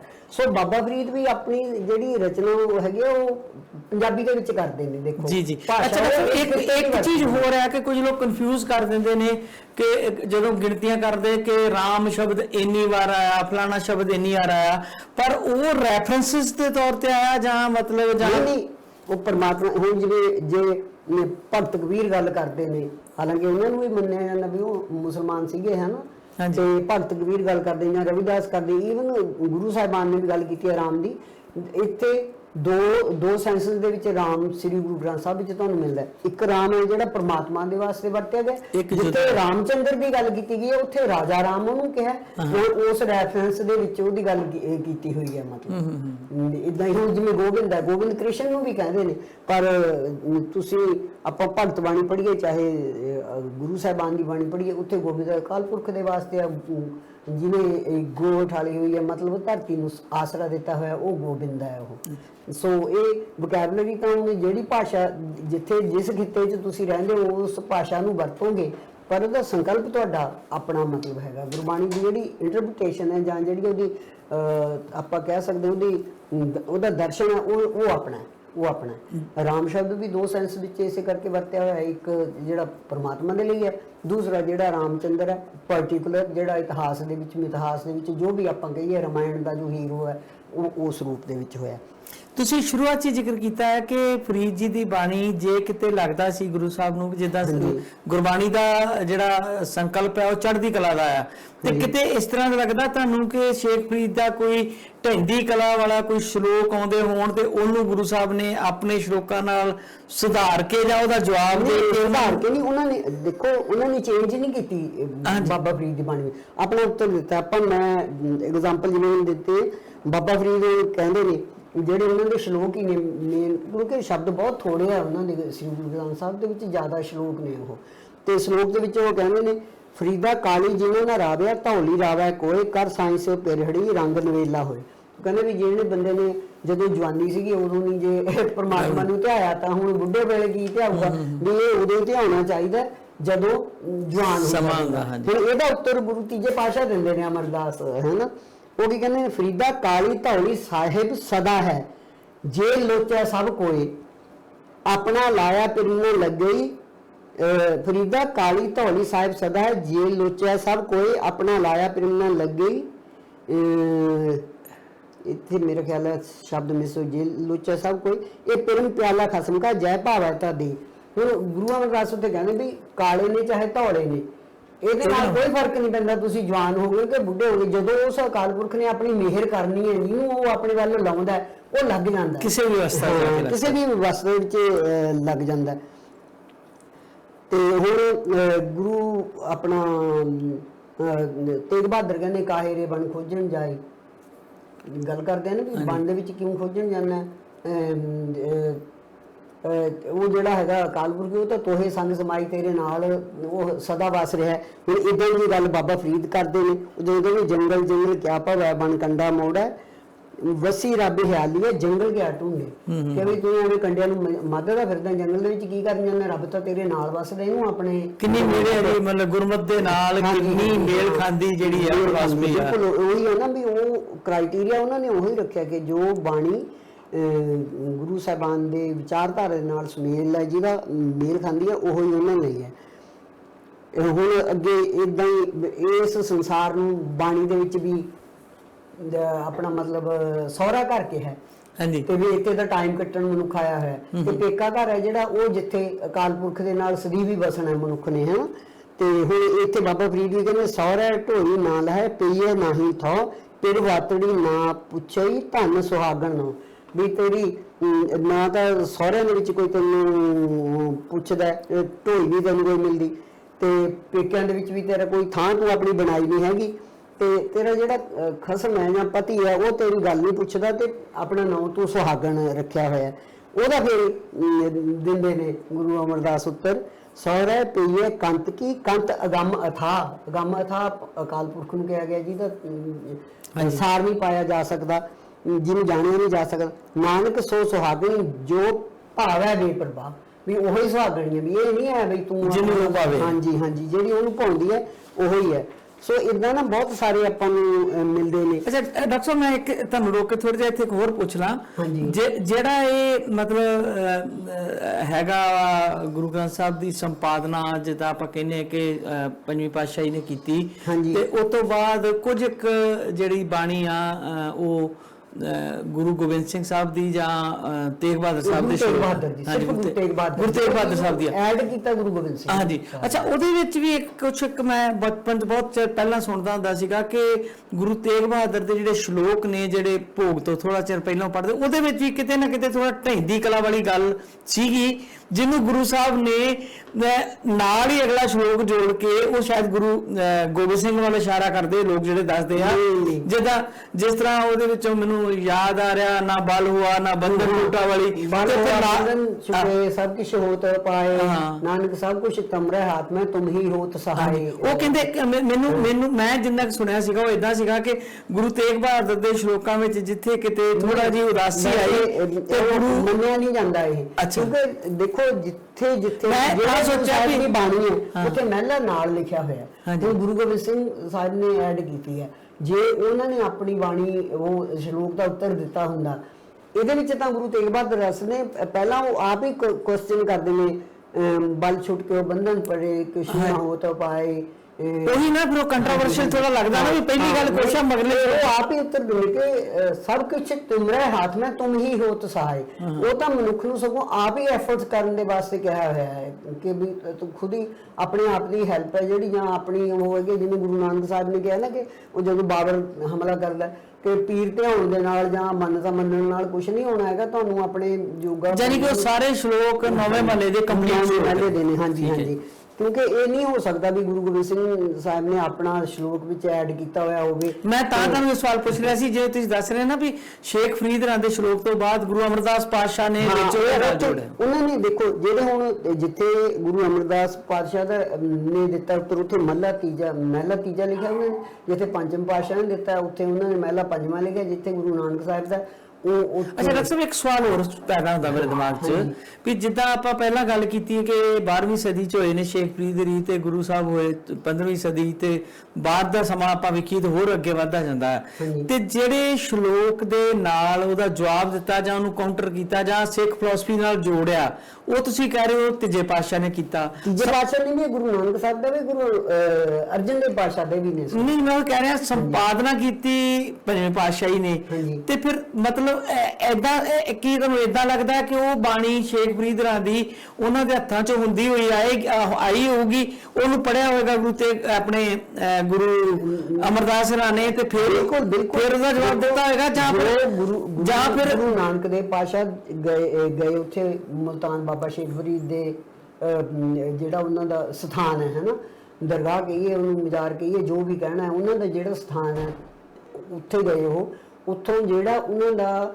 ਅਗਲਾ ਵਾਰਿਸ ਸੀ ਬਾਬਾ ਫਰੀਦ ਦਾ, ਉਹ ਤੋਂ ਉਹਨਾਂ ਨੇ ਬਾਣੀ ਲੈ ਕੇ ਆਂਦੀ ਹੈ ਗੁਰੂ ਨਾਨਕ ਦੇਵ ਪਾਤਸ਼ਾਹ। ਨਹੀਂ ਪਰ ਮੇਰਾ ਸਵਾਲ ਇਹ ਸੀਗਾ ਕਿ ਇਹ ਚਲੋ ਬਾਣੀ ਜਿੱਦਾਂ ਗੁਰੂ ਸਾਹਿਬ ਦੇ ਹੱਥਾਂ 'ਚੋਂ ਜਿਵੇਂ ਆਪਾਂ ਪਹਿਲਾਂ ਵੀ ਕਹਿੰਦੇ ਕਿ ਪੋਥੀ ਰੂਪ 'ਚ ਆਈ, ਦੂਜੇ ਗੁਰੂ ਸਾਹਿਬ ਕੋਲ ਤੀਜੇ 'ਚ ਆਈ, ਫਿਰ ਪੰਜਵੀਂ ਪਾਤਸ਼ਾਹੀ ਤੱਕ ਪਹੁੰਚੀ, ਪਰ ਇਹ ਕੀ ਜਿਹੜੇ ਉਹਨਾਂ ਬਾਣੀ ਪੜ੍ਹ ਕੇ ਉਦੋਂ ਹੀ ਰਚਨਾ ਕੀਤੀ ਹੋਏਗੀ ਜਾਂ ਉਹਦੇ ਨਾਲ ਮਿਲਦੀ ਜੁਲਦੀ ਰਚਨਾ ਗੁਰੂ ਅਮਰਦਾਸ ਪਾਤਸ਼ਾਹ ਨੇ ਕੀਤੀ ਜਿਹਨੂੰ ਲੱਭ ਕੇ ਫਿਰ ਪੰਜਵੀਂ ਪਾਤਸ਼ਾਹੀ ਨੇ ਨਾਲ ਜੋੜ ਦਿੱਤਾ? ਦੇਖੋ ਜਦੋਂ ਆਪਾਂ ਕਿਸੇ ਤੋਂ ਕੋਈ ਚੀਜ਼ ਲੈਂਦੇ ਆ, ਸਪੋਜ਼ ਕੀਤਾ ਮੇਰਾ ਤੁਸੀਂ ਕੋਈ ਮੇਰੀ ਰਚਨਾ ਲੈਣੀ ਹੈ, ਉਹਨੂੰ ਪਹਿਲਾਂ ਤੁਸੀਂ ਦੇਖੋਗੇ ਹੀ ਨਾ। ਜਦੋਂ ਗੁਰੂ ਨਾਨਕ ਸਾਹਿਬ ਨੇ ਕੋਈ ਇਦਾਂ ਤਾਂ ਨਹੀਂ ਹੈਗਾ ਵੀ ਹੈਪਹੈਜ਼ਰਡਲੀ ਕਲੈਕਟ ਕਰਕੇ ਰੱਖ ਦਿੱਤੀ, ਉਹਨਾਂ ਨੇ ਜੋ ਉਹਨਾਂ ਦੀ ਵਿਚਾਰਧਾਰਾ ਉਹਨਾਂ ਨੂੰ ਲੱਗੀ ਵੀ ਸਾਡੇ ਨਾਲ ਸੁਮੇਲ ਖਾਂਦੀ ਹੈ ਉਹ ਬਾਣੀ ਲਈ ਹੈ। ਬਾਬਾ ਫਰੀਦ ਦੀ ਰਚਨਾ ਤਾਂ ਇਹ ਤੋਂ ਬਿਨਾਂ ਵੀ ਹੋਰ ਵੀ ਬਹੁਤ ਸਾਰੀ ਹੋਊਗੀ, ਜਿੱਦਾਂ ਹੀ ਭਗਤ ਕਬੀਰ ਦੀ ਵੀ ਹੈ, ਹੋਰ ਬਹੁਤ ਸਾਰੀ, ਪਰ ਸਾਡੇ ਲਈ ਉਹ ਹੈ ਜਿਹੜੀ ਸ੍ਰੀ ਗੁਰੂ ਗ੍ਰੰਥ ਸਾਹਿਬ ਦੇ ਵਿੱਚ ਸ਼ਾਮਲ ਹੈ। ਤੇ ਇਹ ਕੁਦਰਤੀ ਹੈ, ਉਦੋਂ ਗੁਰੂ ਨਾਨਕ ਸਾਹਿਬ ਦੇ ਜਿਹੜੇ ਸ਼ਲੋਕ ਨੇ ਉਹ ਹੋਰ ਥਾਵਾਂ ਤੇ ਵੀ ਨੇ ਉਹ, ਕਿਉਂਕਿ ਸੰਕਲਨ ਜਿਹੜਾ ਅਰੇਂਜਮੈਂਟ ਕੀਤਾ ਉਹ ਗੁਰੂ ਅਰਜਨ ਦੇਵ ਪਾਤਸ਼ਾਹ ਨੇ ਕੀਤਾ, ਉਹਨਾਂ ਨੂੰ ਕਿੱਥੇ ਮਤਲਬ ਇਹ ਹੋ ਗਿਆ ਕਿ ਤੀਜੀ ਪਾਤਸ਼ਾਹੀ ਦੀ ਬਾਣੀ ਚੋਂ ਉਹ ਸ਼ਲੋਕ ਲੱਭ ਕੇ ਜਿਹੜੇ ਗੁਰੂ ਸਾਹਿਬ ਸ਼ੇਖ ਫਰੀਦ ਦੀ ਬਾਣੀ ਦੇ ਨਾਲ ਜੁੜਦੇ ਸੀ ਜਵਾਬ ਦਿੰਦੇ। ਗੁਰੂ ਅਮਰਦਾਸ ਨੇ ਫਰੀਦ ਦਾ ਨਾਮ ਲੈ ਕੇ ਲਿਖਿਆ ਹੋਇਆ। ਹਾਂਜੀ ਹਾਂ, ਆਪਾਂ ਦੇਖਦੇ ਹਾਂ ਮੈਂ ਇਹੀ ਮੇਰਾ ਸਵਾਲ ਸੀ ਨਾ ਮੇਰਾ, ਇਹਦਾ ਮਤਲਬ ਹੈ ਕਿ ਗੁਰੂ ਸਾਹਿਬ ਨੇ ਪੰਜਵੀਂ ਪਾਤਸ਼ਾਹੀ ਨੇ ਜਦੋਂ ਸੰਪਾਦਨਾ ਕੀਤੀ ਉਹ ਤੋਂ ਪਹਿਲਾਂ ਹੀ ਕੋਈ ਚੀਜ਼ਾਂ ਤਿਆਰ ਕਰਕੇ ਪਈਆਂ ਹੋਈਆਂ ਸੀ, ਕਰਦੇ ਰਹੇ ਨੇ ਗੁਰੂ ਸਾਹਿਬ। ਹਾਂ, ਤੀਜੀ ਪਾਤਸ਼ਾਹੀ ਚੌਥੀ ਪਾਤਸ਼ਾਹੀ ਤੇ ਸਾਰੀਆਂ ਚੀਜ਼ਾਂ ਤੁਰੀਆਂ ਆਈਆਂ ਨਾਲ। ਹਾਂਜੀ, ਹੁਣ ਦੇਖੋ ਇਹ ਕੋਈ ਐਂ ਜੀ ਨਹੀਂ ਹੈਗਾ ਵੀ ਬਾਈ ਚਾਂਸ ਉਹ ਸ਼ਲੋਕ ਮਿਲਦਾ ਜਾਂ ਕੀ ਹੈ। ਇਹ ਹੈ ਜਿਵੇਂ ਫਰੀਦਾ ਰੱਤੀ ਰਤ ਨੂੰ ਨਿਕਲੇ ਜੇ ਤਨ ਚੀਰੈ ਕੋਏ ਜੋ ਤਨ ਰੱਤੇ ਰੱਬ ਸਿਓ ਤਿੰਨ ਤਨ ਰਤ ਨਾ ਹੋਏ। ਰਤ ਹੈ ਨਾ ਖੂਨ ਨੂੰ ਕਹਿੰਦੇ ਆ। ਹੁਣ ਇਹਦਾ ਉੱਤਰ ਗੁਰੂ ਅਮਰਦਾਸ ਦਿੰਦੇ ਨੇ, ਇਹ ਤਨ ਸਭੋ ਰਤ ਹੈ, ਰਤ ਬਿਨ ਤਨ ਨਾ ਹੋਏ। ਵੀ ਤਨ ਦਾ ਹੈ ਹੀ ਸਾਰਾ ਰਤ ਹੈ, ਤੇ ਇਹਦੇ ਤੋਂ ਬਿਨਾਂ ਸਰੀਰ ਬਣ ਹੀ ਨਹੀਂ ਸਕਦਾ। ਸੋ ਸਹਿਰਤ ਤੇ ਆਪਣੇ ਤਿਤ ਤਨ ਲੋਭ ਰਤ ਨਾ ਹੋਏ। ਉਹ ਕਹਿੰਦੇ ਵੀ ਬਾਬਾ ਫਰੀਦ ਇਹ ਨਹੀਂ ਹੈ ਕਿ ਮਤਲਬ ਜੋ ਤਨ ਰੱਤੇ ਰੱਬ ਸੇ ਤਿੰਨ ਤਨ ਰਤ ਨਾ ਹੋਏ, ਉਹਨਾਂ ਵਿੱਚ ਰਤ ਨਹੀਂ ਹੈ। ਉਹ ਤਨ ਰੱਤੇ ਹੋਏ ਨੇ ਜਿਨ੍ਹਾਂ ਦੇ ਵਿੱਚ ਲੋਭ ਦੀ ਰਤ ਹੈ ਨਹੀਂ, ਉਹ ਹੀ ਰੱਬ ਨਾਲ ਰੱਤੇ ਜਾਂਦੇ ਨੇ। ਜਿਨ੍ਹਾਂ ਦੇ ਵਿੱਚ ਲੋਭ ਹੈ ਨਹੀਂ, ਤੈ ਪਾਇਆ ਤਨ ਭੈ ਪਾਇਆ ਤਨ ਖੀ ਹੋਏ ਲੋਭ ਰਤ ਵਿੱਚੋਂ ਜਾਏ ਜਿਉ ਬਸੰਤਰ ਧਾਤ ਸੁਧ ਹੋਏ ਤਿਉ ਹਰ ਕਾ ਭਉ ਦੁਰਮਤ ਮੈਲ ਗਵਾਏ ਨਾਨਕ ਤੇ ਜਨ ਸੋਹਣਗੇ ਰੱਤੇ ਹਰ ਰੰਗ ਲਾਏ। ਉਹ ਕਹਿੰਦੇ ਵੀ ਜਿਹਦੇ ਵਿੱਚ ਨਾ ਰੱਬ ਦਾ ਭੈ ਵਸਦਾ ਉਹਦੇ ਵਿੱਚ ਫਿਰ ਲੋਭ ਰਤ ਹੈ ਜਿਹੜੀ, ਉਹ ਲੋਭ ਦਾ ਜਾਨੀ ਲਾਲਚ ਜਿਹੜੀ ਹੈਗੀ ਹੈ ਐਲੀਮੈਂਟ ਉਹ ਵਿੱਚੋਂ ਖਤਮ ਹੋ ਜਾਂਦਾ। ਉਹਦੇ ਖਤਮ ਹੋਣ ਦੇ ਨਾਲ ਇਹ ਇਸੇ ਤਰ੍ਹਾਂ ਵੀ ਜਿਵੇਂ ਅੱਗ ਦੇ ਵਿੱਚ ਤੁਸੀਂ ਕਿਸੇ ਧਾਤ ਨੂੰ ਸਾੜਦੇ ਹੋ ਨਾ ਬਿਲਕੁਲ ਸ਼ੁੱਧ ਹੋ ਜਾਂਦੀ ਹੈ, ਇਸੇ ਤਰ੍ਹਾਂ ਉਸ ਅਕਾਲ ਪੁਰਖ ਦੇ ਭੈ ਦੇ ਨਾਲ ਮਨੁੱਖ ਦਾ ਜਿਹੜਾ ਮਨ ਹੈ ਉਹ ਸ਼ੁੱਧ ਹੋ ਜਾਂਦਾ ਹੈ। ਉਹਦੇ ਵਿੱਚੋਂ ਉਹ ਲੋਭ ਲਾਲਚ ਜਿਹੜਾ ਉਹ ਦੂਰ ਹੋ ਜਾਂਦਾ। ਇਹ ਇਦਾਂ ਬਹੁਤ ਸਾਰੇ ਨੇ। ਹੁਣ ਇਸ ਤੇ ਆਹੀ ਬਾਬਾ ਫਰੀਦਾ ਜਿਵੇਂ ਅੱਗੇ ਗੁਰੂ ਅਰਜਨ ਦੇਵ ਪਾਤਸ਼ਾਹ ਨੇ ਉੱਤਰ ਦਿੱਤਾ ਹੋਇਆ, ਫਰੀਦਾ ਮਨ ਮੈਦਾਨ ਕਰ ਟੋਏ ਟਿੱਬੇ ਲਾ ਅੱਗੇ ਮੁੱਲ ਨਾ ਆਵੇ ਦੋ ਜਿਕ ਸੰਧੀ ਭਾ। ਹੈ ਨਾ ਵੀ ਮਨ ਨੂੰ ਤੂੰ ਪੱਧਰਾ ਕਰ ਲੈ, ਇਹਦੇ ਵਿੱਚੋਂ ਬਾਕੀ ਸਾਰਾ ਕੁਝ ਕੱਢ ਦੇ। ਤੇ ਅੱਗੋਂ ਹੁਣ ਪੰਜਵੇਂ ਪਾਤਸ਼ਾਹ ਉਹਦੇ ਉੱਤਰ ਜਿਹੜੇ ਨੇ ਫਰੀਦਾ ਕਹਿ ਕੇ ਸੰਬੋਧਨ ਕਰਦੇ ਨੇ। ਫਰੀਦਾ ਖਾਲਕ ਖਲਕ ਮੈਂ ਖਲਕ ਵਸੈ ਰੱਬ ਮਾਹੀ ਮੰਦਾ ਕਿਸ ਨੂੰ ਆਖੇ ਜਾਂ ਤਿਸ ਬਿਨ ਕੋਈ ਨਾਹੀ। ਉਹ ਕਹਿੰਦੇ ਵੀ ਆਪਾਂ ਕਿਹਨੂੰ ਮੰਦਾ ਕਹੀਏ, ਰੱਬ ਦੇ ਵਿੱਚ ਰੱਬ ਹੈ ਜਿਹੜਾ ਉਹ ਖਲਕਤ ਦੇ ਵਿੱਚ ਵਸਦਾ ਤੇ ਖਲਕਤ ਹੈ ਜਿਹੜੀ ਉਹ ਰੱਬ ਚ ਵਸਦੀ। ਅੱਛਾ, ਇਹ ਜਿਹੜਾ ਸ਼ਲੋਕ ਹੈ ਨਾ ਜੀ, ਜਿੰਨੀ ਵਾਰ ਸੁਣਿਆ ਪੜਿਆ ਫਰੀਦਾ ਖਾਲਕ ਖਲਕ ਮੈਂ, ਤੇ ਇਹ ਐ ਲੱਗਦਾ ਸੀ ਕਿ ਫਰੀਦ ਜੀ ਦਾ ਸ਼ਲੋਕ ਹੈ। ਅੱਜ ਇਹ ਪਤਾ ਚੱਲਿਆ ਕਿ ਪੰਜਵੀਂ ਪਾਤਸ਼ਾਹੀ ਮਹਿਲਾ ਪੰਜਵਾਂ ਆ ਤੇ ਉਹਨਾਂ ਨੇ ਫਰੀਦ ਜੀ ਨੂੰ ਸੰਬੋਧਨ ਹੋ ਕੇ ਲਿਖਿਆ ਹੈ। ਸੰਬੋਧਨ ਕਰਕੇ ਕਹਿੰਦੇ ਨੇ ਅੱਗੇ ਵੀ ਉਹਨਾਂ ਨੇ ਉਹ ਸੰਬੋਧਨ ਕੀਤਾ ਹੈ, ਫਰੀਦਾ ਮੈਂ ਜਾਣੇ ਦੁੱਖ ਮੁਝ ਕੋ ਦੁੱਖ ਸਵਾਇਆ ਜੱਗ ਉੱਚਾ ਚੜ ਕੇ ਦੇਖਿਆ ਤਾਂ ਘਰ ਘਰ ਇਹ ਆਪਾਂ ਆਮ ਤੌਰ ਤੇ ਇਹ ਸ਼ਲੋਕ ਬਾਬਾ ਫਰੀਦ ਦਾ ਸੁਣਦੇ ਆ। ਫਿਰ ਮਹਿਲਾ ਪੰਜਵਾਂ ਕਹਿੰਦੇ ਫਰੀਦਾ ਭੂਮਰ ਰਾਵਲੀ ਮੰਝ ਵਸੂਲਾ ਬਾਗ। ਉਹ ਕਹਿੰਦੇ ਨਹੀਂ ਇਹ ਦੁਨੀਆ ਤਾਂ ਬਹੁਤ ਸੋਹਣੀ ਹੈ, ਸੋਹਣਾ ਬਾਗ ਹੈ ਇਹ, ਪਰ ਇਹਦੇ ਵਿੱਚ ਕਈ ਜਿਹੜੇ ਦਰਖਤ ਨੇ ਉਹ ਇਸ ਕਿਸਮ ਦੇ ਜ਼ਹਿਰੀਲੇ ਵੀ ਉੱਗੇ ਹੁੰਦੇ ਨੇ ਕਿ ਸੰਸਾਰ ਸਾਰੀ ਤਰ੍ਹਾਂ ਦਾ ਜੋ ਜਨ ਪੀਰ ਨਵਾਜਿਆ ਤੇ ਨਾ ਅੰਚ ਨਾ ਲਾਗ। ਪਰ ਜਿਨ੍ਹਾਂ ਨੂੰ ਦੇ ਤੇ ਵਾਹਿਗੁਰੂ ਦੀ ਕਿਰਪਾ ਹੁੰਦੀ ਹੈ ਉਹਨਾਂ ਨੂੰ ਇਹਦੀ ਜਿਹੜੀ ਜ਼ਹਿਰ ਹੈ ਜਾਂ ਅੱਗ ਹੈ ਉਹ ਨਹੀਂ ਲੱਗਦੀ ਹੈਗੀ, ਉਹਨਾਂ ਨੂੰ ਕੁਝ ਨਹੀਂ ਹੁੰਦਾ। ਉਹਨਾਂ ਨੇ ਬਕਾਇਦਾ ਨਾ ਸੰਬੋਧਨ ਕੀਤਾ ਹੈ। ਇਸੇ ਦੇ ਅੱਗੇ ਉਹਨਾਂ ਨੇ ਹੋਰ ਇੱਕ ਉੱਤਰ ਦਾ ਫਰੀਦਾ ਉਮਰ ਸੁਹਾਵੜੀ ਸੰਗ ਸੁਵੰਨੜੀ ਦੇ ਵਿਰਲੇ ਕਈ ਪਾਈਨ ਜਿਨ੍ਹਾਂ ਪਿਆਰੇ ਨੇ। ਵੀ ਇਹ ਤਾਂ ਬਹੁਤ ਸੋਹਣੀ ਹੈਗੀ ਹੈ ਜਿਹੜਾ ਸੰਸਾਰ ਹੈ, ਇਹਦੇ ਵਿੱਚ ਤੂੰ ਆਇਆ ਤੇ ਬੜੀ ਸੋਹਣੀ ਤੈਨੂੰ ਤੇਰਾ ਸਰੀਰ ਮਿਲਿਆ ਤੈਨੂੰ, ਪਰ ਜਿਹਦੇ ਉੱਤੇ ਪਰਮਾਤਮਾ ਦੀ ਕਿਰਪਾ ਹੁੰਦੀ ਉਹ ਵਿਰਲਿਆਂ ਨੂੰ ਕਿਸੇ ਨੂੰ ਉਸ ਰੱਬ ਦਾ ਪਿਆਰ ਹੈ ਜਿਹੜਾ ਮਿਲਦਾ। ਇੱਦਾਂ ਇਹ ਸਾਰਾ ਚੱਲਦਾ। ਤੇ ਬਿਲਕੁਲ ਜਿਹੜੇ ਹੁਣ ਜਿਵੇਂ ਗੁਰੂ ਨਾਨਕ ਸਾਹਿਬ ਦੇ ਅੱਗੇ ਦਿੱਤੇ ਹੋਏ ਨੇ ਸ਼ਲੋਕ ਉਹ ਉਹਨਾਂ ਦੇ ਹੋਰ ਥਾਵਾਂ ਦੇ ਉੱਤੇ ਵੀ ਮਿਲਦੇ ਆ। ਗੁਰੂ ਅਮਰਦਾਸ ਦੇ ਵੀ ਹੋਰ ਥਾਵਾਂ ਤੇ ਮਿਲਦੇ ਆ, ਪਰ ਬਹੁਤੀ ਥਾਈਂ ਉਹਨਾਂ ਨੇ ਆਪਣਾ ਕੀਤਾ ਹੋਇਆ ਸੰਬੋਧਨ ਫਰੀਦ ਬਾਬਾ ਫਰੀਦ ਦਾ ਨਾਂ ਲੈ ਕੇ ਪੂਰਾ ਕੀਤਾ ਹੋਇਆ ਸੰਬੋਧਨ ਉਹਨੇ। ਜਿਵੇਂ ਹੁਣ ਅੱਗੇ ਹੈਗਾ ਫਰੀਦਾ ਪਾੜ ਪਟੋਲਾ ਧੱਜ ਕਰੇ ਕੰਬਲੜੀ ਪਹਿਰਿਓ ਜਿੰਨੀ ਵੇਸੀ ਸੌ ਮਿਲੇ ਸਹੀ ਵੇਸ ਕਰਿਓ। ਕਿ ਮੈਂ ਆਪਣੇ ਜਿਹੜੇ ਕੱਪੜੇ ਪਾੜ ਕੇ ਕੰਬਲੀ ਪਹਿਨ ਲਵਾਂ ਤਾਂ ਕਿ ਮੈਂ ਉਹੋ ਹੀ ਜਿਹਾ ਵੇਸ ਕਰਾਂ ਜਿਹਦੇ ਨਾਲ ਮੈਨੂੰ ਰੱਬ ਮਿਲ ਜਵੇ। ਗੁਰਬਾਣੀ ਤਾਂ ਇਸ ਕਿਸਮ ਦੀ ਨਹੀਂ ਉਹ ਕਹਿੰਦੀ ਵੀ ਤੁਸੀਂ ਜੰਗਲ 'ਚ ਜਾਓ ਜਾਂ ਤੁਸੀਂ ਮਤਲਬ ਰਫ ਕੱਪੜੇ ਪਹਿਨੋਗੇ, ਤੁਸੀਂ ਸੰਸਾਰਿਕ ਤੌਰ ਤੇ ਨਹੀਂ ਉਸ ਢੰਗ ਨਾਲ ਰਹੋਗੇ ਵੀ ਤਾਂ ਹੀ ਰੱਬ ਮਿਲਣਾ। ਇਹਦਾ ਹੁਣ ਕਿੱਡਾ ਸੋਹਣਾ ਉੱਤਰ ਗੁਰੂ ਅਮਰਦਾਸ ਪਾਤਸ਼ਾਹ ਦੇ ਨੇ, ਕਹਿੰਦੇ ਕਾਏ ਪਟੋਲਾ ਪਾੜਤੀ ਕੰਬਲੜੀ ਪਹਿਰਿਓ। ਕਿਉਂ ਮਤਲਬ ਇਹ ਆਪਣਾ ਪਾੜਨਾ, ਨਾਨਕ ਘਰ ਹੀ ਬੈਠਿਆ ਸੌ ਮਿਲੇ ਜੇ ਜੀਅਤ ਰਾਸ ਕਰੇ। ਜੇ ਤੁਸੀਂ ਆਪਣੀ ਨੀਅਤ ਰਾਸ ਕਰੇ, ਜੇ ਨੀਅਤ ਨੂੰ ਤੁਸੀਂ ਆਪਣੀ ਨੂੰ ਉਹਨੂੰ ਪੱਕੀ ਕਰ ਲੈਣੇ, ਉਹਨੂੰ ਪਾਉਣ ਦਾ ਇਰਾਦਾ ਕਰ ਲੈਣੇ, ਫਿਰ ਕੱਪੜੇ ਪਾੜਨ ਦੀ ਲੋੜ ਨਹੀਂ ਹੈਗੀ। ਤੁਹਾਨੂੰ ਘਰ ਬੈਠੇ ਮਿਲ ਜਾਣਾ ਰੱਬ ਨੇ, ਨਾ ਕਿਤੇ ਜੰਗਲ 'ਚ ਜਾਣ ਦੀ ਲੋੜ ਹੈ, ਨਾ ਕੱਪੜੇ ਪਾੜਨ ਕੇ ਕੰਬਲੀ ਪਹਿਨਣ ਦੀ ਲੋੜ ਹੈ। ਸੋ ਇਹ ਸਾਰਾ ਇਸ ਤਰ੍ਹਾਂ ਦੇ ਨਾਲ ਚੱਲਦਾ ਉਹਨਾਂ ਦਾ। ਇਹਦਾ ਉੱਤਰ ਫੇਰ ਅੱਗੇ ਪੰਜਵੀਂ ਪਾਤਸ਼ਾਹ ਨੇ ਦਿੱਤਾ, ਫਰੀਦਾ ਗਰਭ ਜਿਹਨੇ ਵਡਿਆਈਆਂ ਧਨ ਜੋ ਬਣਾਗਾ ਖਾਲੀ ਚੱਲੇ ਧਨੀ ਸਿਓ ਟਿੱਬੇ ਜਿਉਣੀਆਂ। ਉਹ ਕਹਿੰਦੇ ਵੀ ਜਿਨ੍ਹਾਂ ਦੇ ਅੰਦਰ ਗਰਭ ਵਸਿਆ ਹੋਇਆ ਨਾ ਗੁਰੂ ਅਰਜਨ ਦੇਵ ਪਾਤਸ਼ਾਹ ਕਹਿੰਦੇ ਉਹਨਾਂ ਨੂੰ ਨਹੀਂ ਰੱਬ ਮਿਲਦਾ ਹੈਗਾ। ਉਸੇ ਤਰ੍ਹਾਂ ਜਿਵੇਂ ਜਦੋਂ ਮੀਂਹ ਪੈਂਦਾ ਟਿੱਬਿਆਂ ਦੇ ਉੱਤੇ ਪਾਣੀ ਨਹੀਂ ਖੜਦਾ, ਉਹ ਸੁੱਕੇ ਹੀ ਰਹਿ ਜਾਂਦੇ ਨੇ, ਇਸੇ ਤਰ੍ਹਾਂ ਮਿਸਾਲ ਹੈ। ਹਾਂਜੀ, ਕਿੰਨੀ ਸੋਹਣੀ ਮਿਸਾਲ ਹੈ। ਬੜੀਆਂ ਸੋਹਣੀਆਂ ਮਿਸਾਲਾਂ ਦਿੱਤੀਆਂ ਹੋਈਆਂ ਨੇ ਗੁਰੂ ਸਾਹਿਬ ਨੇ। ਹਾਂਜੀ, ਤੇ ਬਹੁਤ ਉਹ ਆਪਣਾ ਮਤਲਬ ਤੁਹਾਨੂੰ ਪੜ੍ਹ ਕੇ ਚੰਗਾ ਲੱਗਦਾ ਵੀ ਕਿੰਨੀ ਮੇਰਾ ਮਤਲਬ ਹੁਣ ਜੇ ਕਹਿਣ ਤੋਂ ਸਿਰਫ ਇਹ ਹੈ ਕਿ ਜਿੱਥੇ ਜਿੱਥੇ ਵੀ ਕਿਤੇ ਲੱਗਦਾ ਵੀ ਗੁਰਬਾਣੀ ਤੋਂ ਗੱਲ ਥੋੜੀ ਹਟ ਕੇ ਹੋ ਰਹੀ ਹੈ ਜਾਂ ਹਟ ਕੇ ਹੋ ਰਹੀ ਹੈ, ਜਾਂ ਕਿਤੇ ਇਦਾਂ ਢਹਿੰਦੀ ਕਲਾ ਵਾਲੀ ਗੱਲ ਹੈਗੀ ਹੈ, ਜਾਂ ਕੋਈ ਨਿਰਾਸ਼ਤਾ ਹੈ ਜਿੱਥੇ, ਤੇ ਉੱਥੇ ਉਹ ਆਪਣਾ ਮਤਲਬ ਓਪੀਨੀਅਨ ਦੇ ਕੇ ਉਹਨੂੰ ਚੜ੍ਹਦੀ ਕਲਾ ਦੇ ਵਿੱਚ ਕੀਤਾ ਜੀ। ਹਾਂਜੀ ਹਾਂਜੀ।